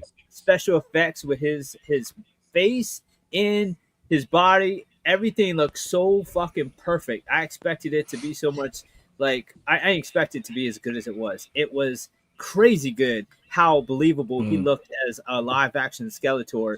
The lines, I think there was a few like audio issues. Like, there were some lines I couldn't quite hear some of the stuff he was saying. I can't wait to watch it again and pick up maybe some of the lines I might have missed. Like, well, we were laughing at the previous line, you know what I mean? But it was fucking so good. And then the He-Man actor, I was also worried about him having the size to play He-Man, but he looked diesel as shit. Huge, man. Believable as He-Man. The sword looked fucking phenomenal. The sword was shining off the fucking screen. Man-at-Arms was dope. Their Trapjaw, everything worked. Yo, this movie is so much better than the box office will be because of all the issues that it has, from nowadays box office just having so much trouble struggling, to the niche of the genre, to the misinterpretation that this film is going to be something that's like woke or something that's pushing that as opposed to leaning in. But I think that the proudest moment of this film is that it leans into Masters of the Universe as opposed to explaining it away or trying to dance around what it is. It leans into it. It does not take itself too serious. It doesn't pretend it's not a fucking insane cartoon live action movie. It just is. It just nails it on every aspect. They worked in a lot of characters. There's a few that I would have liked to see. I would love to see Clawful. I would love to see a few other ones. But I like that with the after credit scene of She-Ra being like somewhere else, it adds credence to the fact that anybody you didn't see might be on off-world fighting some other mission somewhere else, that they might still come back. I love how much that they did, even like the little jokes, like everybody standing with the hands on their hips, like the end of every episode. Yep. Of that episode, it just was such a love letter cartoon. Yeah, bro. Yeah, man, it was just so perfect. It was just so perfect. I was so impressed. The music was phenomenal. This is something I will watch. Music was crazy, bro. Yeah. I wish Cringer was. I wish they brought in Battlecat a little earlier, but it wouldn't have made sense for him to have been in earlier based on the way they told the story. But I love that we still got to see it at the end. It's like that meme. It's almost like they took some elements from memes too. Like, people forget that even if he's not Battlecat, he's still an 800-pound tiger. And he's just fucking people up anyway. But I love that we did get to see Battlecat at the end. I don't give like Prop said, I don't give a fuck what the numbers say. I am selfish and I just want another movie just because I enjoyed it so much. Man. It really felt it's that there's so many think pieces about the budget, about how much money it made, this, that, and the third. And I just really hope that there's a brain trust in some studio head that goes, yeah, maybe this movie didn't make $1 billion, but it made. But look, we made tons of money from the merch over here. We made tons of money from the toys over here. We made tons of money from this and that over here. So let's bring it back. And they need to figure out a way to streams, because there are movies that their life on streaming is doing phenomenal. You know what I mean? So I say this all the time. Like, you have, if the game is now streaming focused and needs to factor in, because we've seen for decades films get sequels because of their DVD sales. There's no reason why streaming numbers shouldn't justify film sequels as well. So I feel like this is going to be one of those movies that has so many different like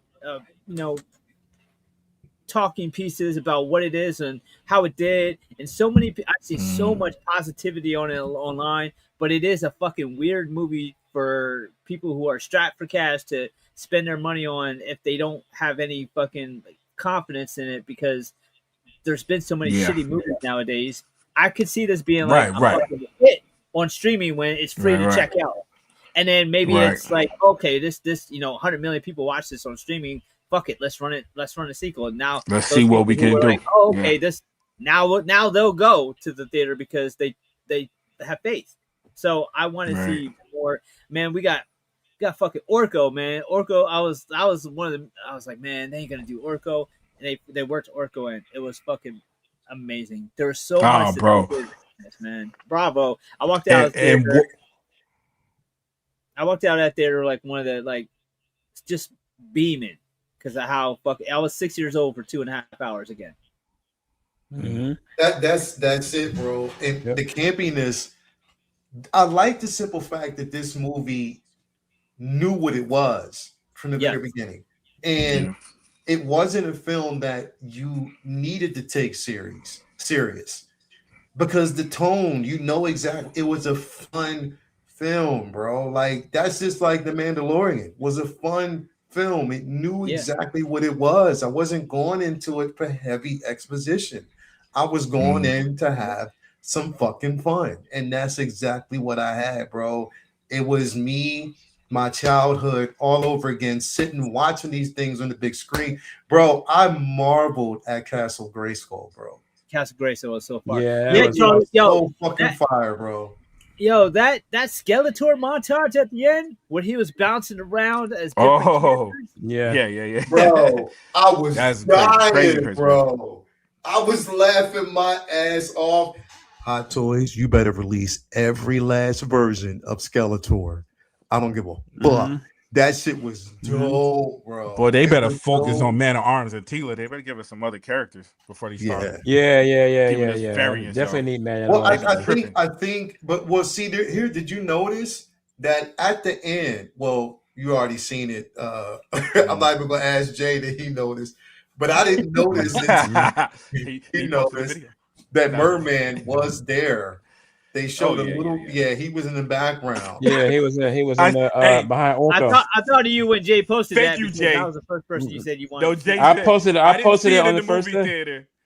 I didn't see it in the movie theater. I saw it on Jay's Facebook. So thank you, sir. Yeah. I said, hold on. One person out there is happy for your spoilers. Yeah. But and that's another thing. I want them, if they do the second film, which I pray they do, bro, because the shit is fucking dope. Yeah. If they do it, they need to slightly. The CGI for Orko was just not there. I agree. I want them to just kind of cut that up a little bit more. Well, buddy, he paid for those two scenes, right? For She-Ra and Orko. He did that himself. No. Just the She-Ra one. Oh, just She-Ra? And to say he paid for it is not. I'm sure he didn't pay for the visual effect. They getting the actress, putting the costume together is what he said. They threw that together last minute. They didn't even show it at the first time they showed it was at the Chinese theater, right? When they did the premiere. So nobody has seen that before that. So all the test screenings didn't have that in there. So he said it was last minute, bro. But But he's already expressed that he knows what actress. That's how I know it's not going to be the same actress, because he expressed that he already knows what actress is going to play, and he didn't want to say it because he didn't want to jinx it. Okay. So I wanted to see Manny Faces. I wanted to see Stratos. You know what I mean? It was so. Well, you will see Stratos, because that's where He-Man was going at the end. Yeah.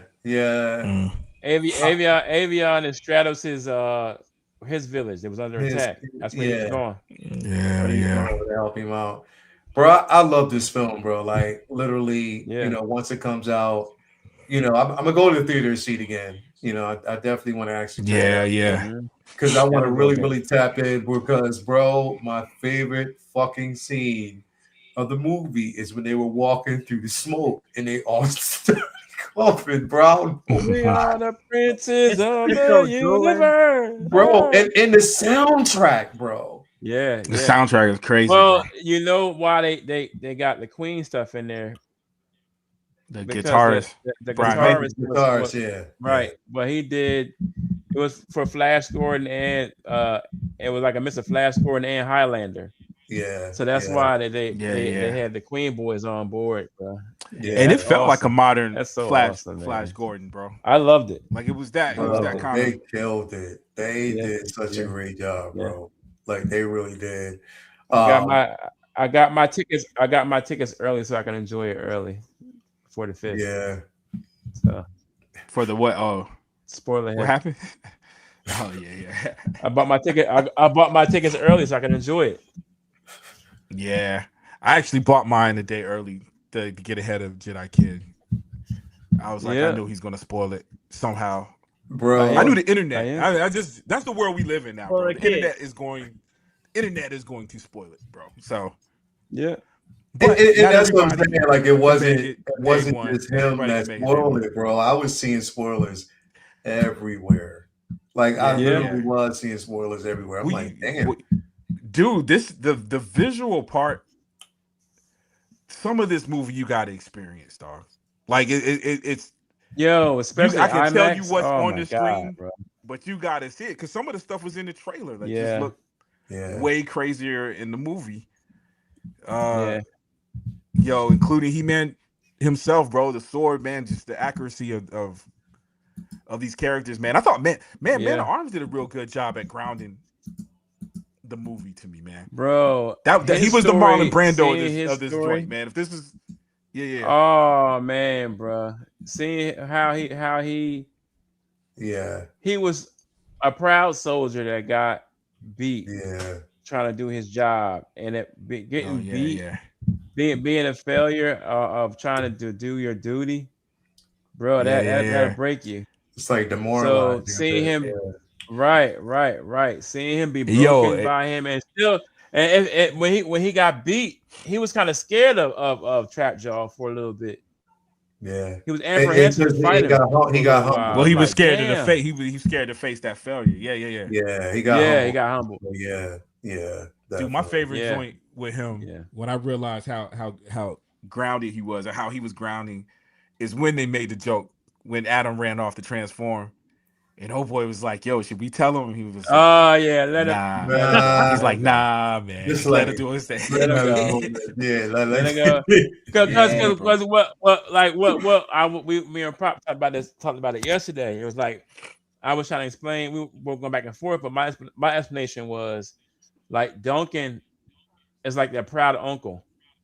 Yeah, you know what I mean? Because he did train Adam when he was younger as a kid, whatever. Even though he was gone for 15 years, and and his life went into a terrible slope. But everything after he redeemed himself or whatever, and he saw how Adam was He-Man, whatever. He's proud uncle now because his dad's gone. And in the cartoon and all the comics, Duncan's like a second father to Adam. In a lot of ways, you know what I'm saying? So seeing him run off, and then he put his hand on his hip, it was like, let him have his fun. Let him do his thing. Bro, that was awesome, man. Like I love that. I love that connection between him and Duncan already. Man. Dude, majority of the movie That was dope. because I don't think I got a chance to talk about the positive. Everything y'all said. like Yeah, we genuinely, did. bro. I mean, You we know what did. In fact, Yeah, the we rest did. of my Yeah. nitpicking is things that I think we might see in another movie. Like, like I would have enjoyed seeing, because we got cheated out of one transformation. The last transformation, they did this little camera pan up, and then he was already. Bro, I could have watched that man transform all 3 times, dog. Yeah. And I was hoping for the Battle Cat transformation on the last one. You know what I'm saying? Bro, That's what I was hoping I for, wanted, bro. I see. Oh, I would enjoy agree having with, the He-Man song too during the transformation. You think that would have right. That would have did the You think he's gonna point the sword at him when we finally see it? If we That's see what I wanted, man. That's what I thought. He had to. Hey, Cause Brady, yes, I'm about to say it. Yep, Brady wanted him to hold the sword. He came out of the movie theater saying that. I was like, yo, I was waiting for him he didn't to put hold it across his chest. Yeah, but I had to tell him. I was like, if you was alive in 1987 when the first movie came out, you would appreciate this because we didn't even get the by the power of Grayskull. He didn't even. We never saw Darth Vader even turn to Adam. Like he stayed He-Man. That's right. We didn't even get a transformation. Never changed to Adam. Yo, real talk. One of my biggest gripes was, why the fuck did it take them 30 years to try again? Right. Yeah. Well, did you hear? But you know what though? But because I want to make it. It's so funny again. It's not the humor. That's when I process it. I gotta watch it again because it was only certain humors during that beginning. Because if they had did this movie before, I forgot to mention the positives. He had a blind spot in his review. Thank you, man. I'll take that. I was looking. Bro. I was looking for the right word. That's funny. I should have went in my Vinny archive. But yeah, dog. Was if they had did this 6 years ago, it would have been Lord of the Rings. Like I was hearing people, and I was one of those people. Like I want I didn't want that. I didn't want that, bro. Well, but it would have been hard to imagine this. This is what Travis Knight did. You guys might have been. It's hard. I would have never imagined this. But did you hear what they said they were going to do? We talked about Skeletor wasn't even going to be a skull, bro. Skeletor was going to have a gold mask. He was going to have a gold mask, practical, like the shit from Travis Knight said that. Like the shit from the old Darth Vader movie, the mask shit. It was going to be gold. Yeah. A practical mask. That would have been absolutely that's that Hollywood horrible. Shit. They got to make it theirs. They got to what if we did this? Like, no. I'm glad, bro. And I'm gonna tell you. You know how I know David Goyer. Wrote I think was he going to direct it? I think he was going to direct it. He was going to do like a Snyderverse He-Man. Yeah, which I remind you, he directed Blade 3. Yeah, that wasn't going to work. But he helped write Batman. He's wrote some things. He wrote the first Blade movie. Yeah. I don't know. So I think tonally it wouldn't have been who knows what it would have been. This for us, for our age group, I think was dude, it was perfection, bro. Yeah. And again, I got 2 kids, 2 younger people that walked out of the movie theater that my baby loved. You know what I'm saying? So yeah, dog. They was into it, man. Yeah. It's just that box office, bro. The only importance is we needed to succeed so we can see more because they're not going to throw money into it. It's going to make it. They're not going to do it, bro. We gonna need, but I think it's still a chance for it to. It's gonna make it to have some legs. It's man. only the first couple of days. It's gonna make it, bro. Yeah. Summer's here now. It was good, bro. I definitely enjoyed it, and like I said, man, like it even if it doesn't gain the traction that, and I really don't give a fuck, but I know how important it is for studios just need more, to generate that revenue, more movies, so that we could get like a sequel. But I mean, again, like just people just have to get out to watch it, bro. I think they did a phenomenal job with it, and bro, the whole She-Ra transformation, bro. Like I have to see but that showed it from this, and it's like I peeped. That's why the Sorceress wasn't there like that physically. I think she was on. What's the Eternia's sister planet is where She-Ra is. I forget what it's called, but anyway, I think the Sorceress was there, the whole time, like, She-Ra, this is your sword, this is blah blah, like trying to get her from Hordak. Yeah, because that's the only thing I would That's say. nothing. I was like, man, you're not gonna rob us of her being evil at first, Right? becoming She-Ra. Right, You know right. what I mean? You got to see her with the But I Horde appreciated first. the cameo though. Yeah. Yeah. You gotta see her with the Horde before she gets to her point of She-Ra, because she was ruthless with the Horde. Yeah. Because that all she thought. Hordak is crazy.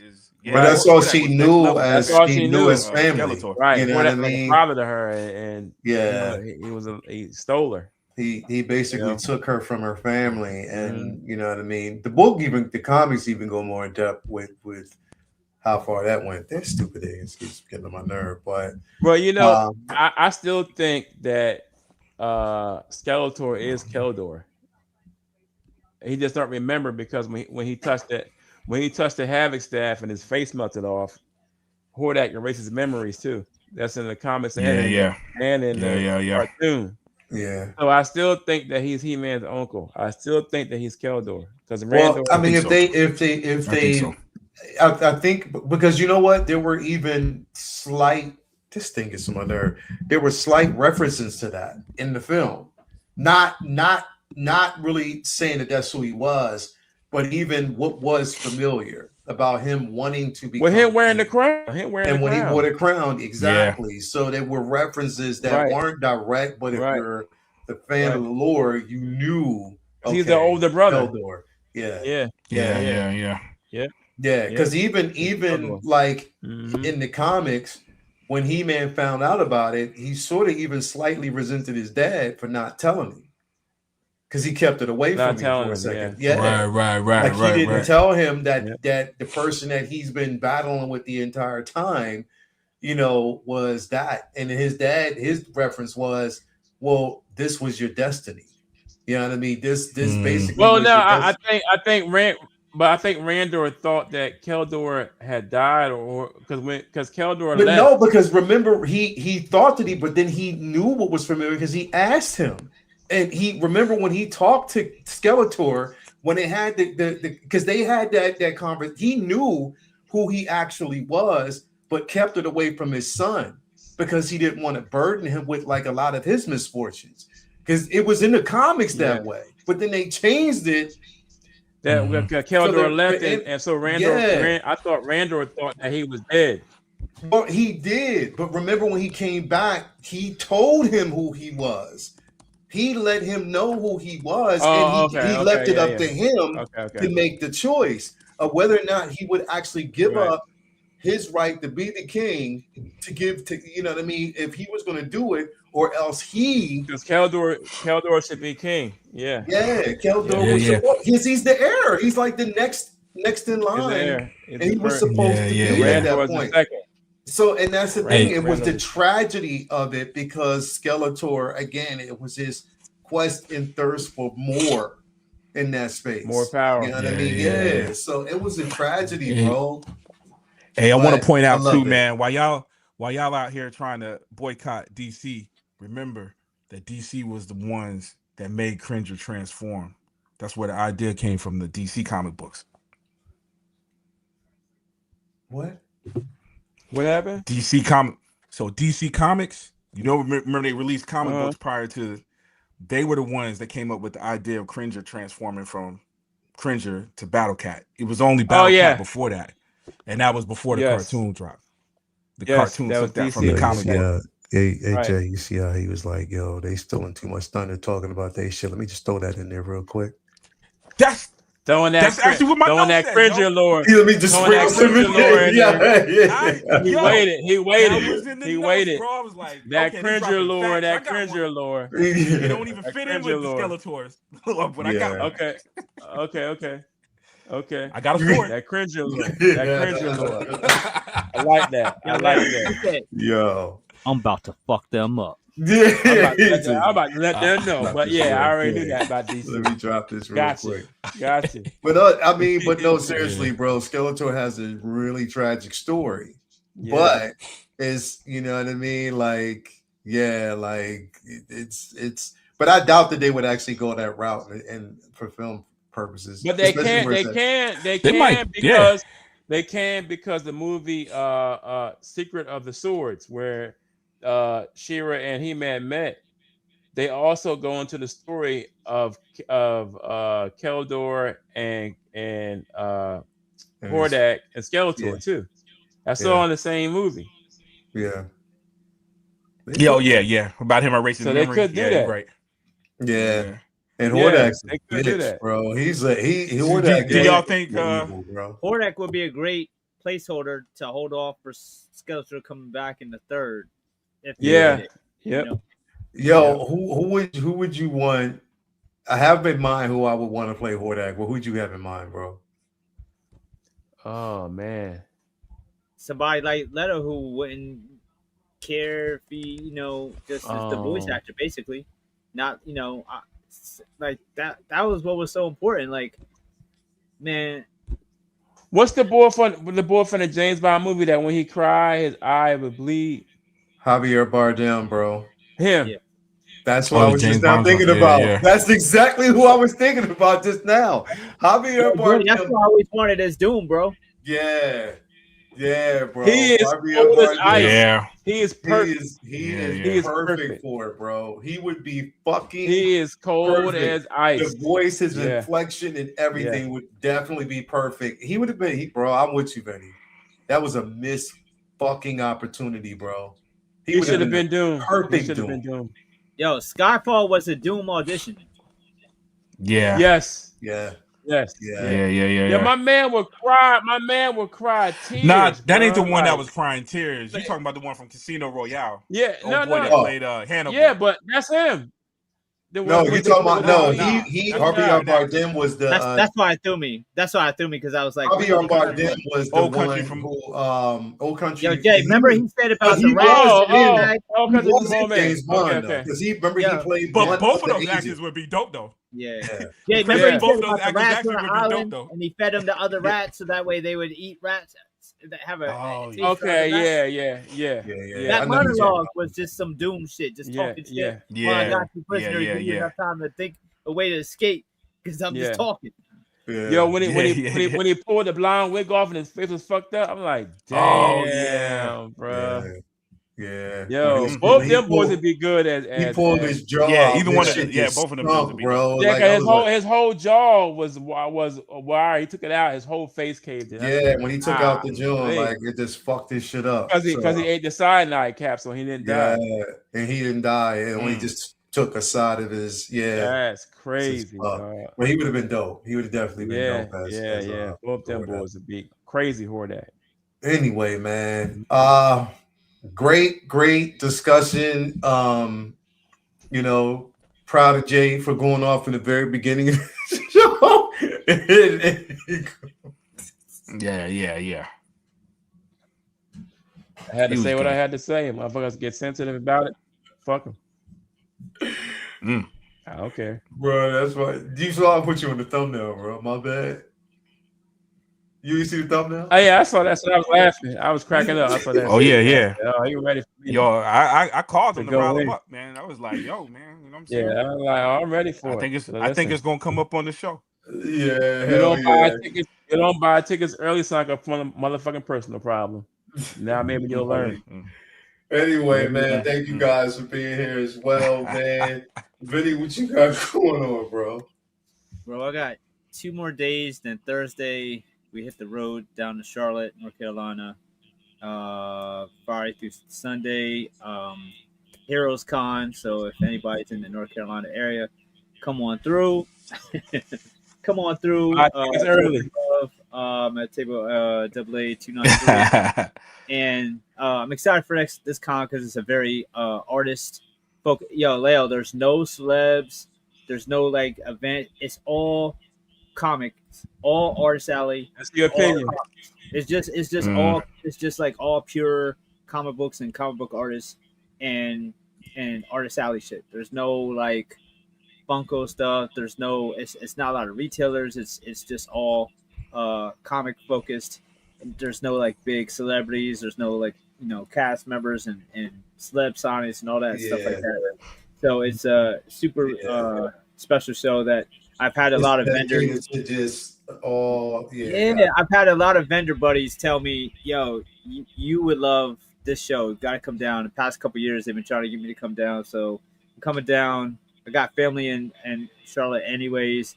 It's really tough to take this much time off of work. This time of year is a busy season, but I've been doing my best to get freed up for it. So I'm excited for the show.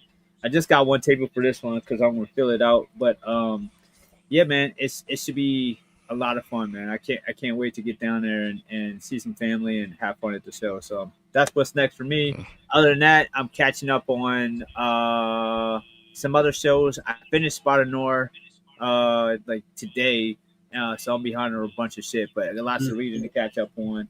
But after this con, it's a break from cons for a little bit, so I'll be able to start catching up on more reading and other stuff like that. So excited for that. So appreciate you having me on. Awesome film. If anyone is in the chat and has still not seen it and was just waiting to hear what we thought, highest recommendation, man. He-Man, Master of the Universe was such a good time. So please go out and support this film. Let's speak with our wallets and make sure we get a sequel because it deserves to be. I don't want it to go down like Speed Racer or Dungeons & Dragons. One of those. Oh man. I should have seen that. Well, here's us telling you. Yeah. Don't wait till it's out when years later. Now, like right now. Now. Go see it. Check it out. Check it out. Jay, what's up with you, bro? Nothing. I'm still posting shit early. I can't wait for Spider-Man to come out. I'll post early on that too. I'll do whatever I want. My motherfucking page. If you don't like it, you can block me. It's all good. I don't give a fuck. I'll post what I want. That's it. It's what it is. I'm posting everything early. Fuck what you heard. Block me. Turn me off. Turn off the algorithm. I don't give a fuck.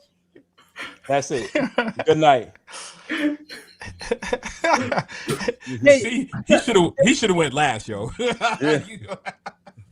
I should have did it, bro. That's what I want. Fuck it. Bro. I don't give a fuck. Bro, what's going on with you, bro? That's nice. Yo, man. I got nothing, I love dog. How do you follow up that, son? Post what you want. It's your page. Post what you want. I got a He-Man sword. That's it. I'll have one too. We in there, baby. That's it, man. I got a Lionel sword. I gotta get He-Man one, man. Yeah, I'm gonna hit you up. Find out where you got yours. Did you make it? You didn't make yours. No, this is 3D. This 3D printed, man. Yeah, he made that. I still got it perfected, man. I'm making it. So I'll have something to give you. Are you good at painting and sanding and stuff? Yeah. I'm gonna have to commission one for you, dude. I've got one in the garage already that I was gonna resand. I'll send it to you raw, man. You paint your own. All right, I'll get with you. Yeah. Don't worry, Jay. I got you.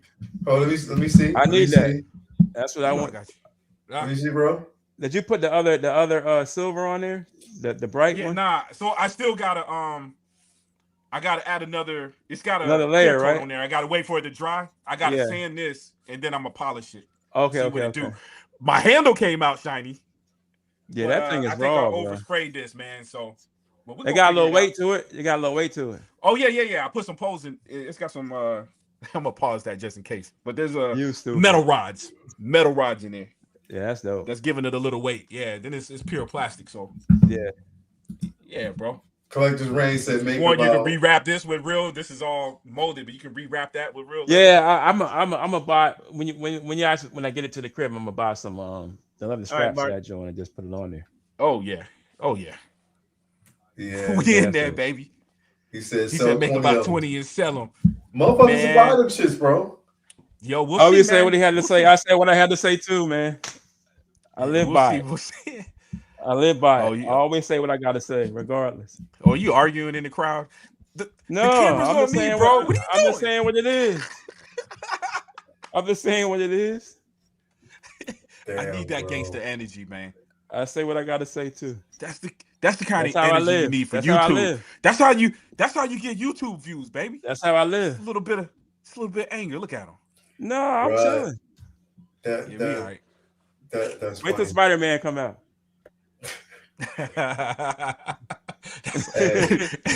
Every time he says that, it's like I gotta get those tickets. 3 before. days early. 3 days Bro, early. we always see that shit early. Like, Always see it early. but here's the thing, bro. Spider-Man, brand new spoiler.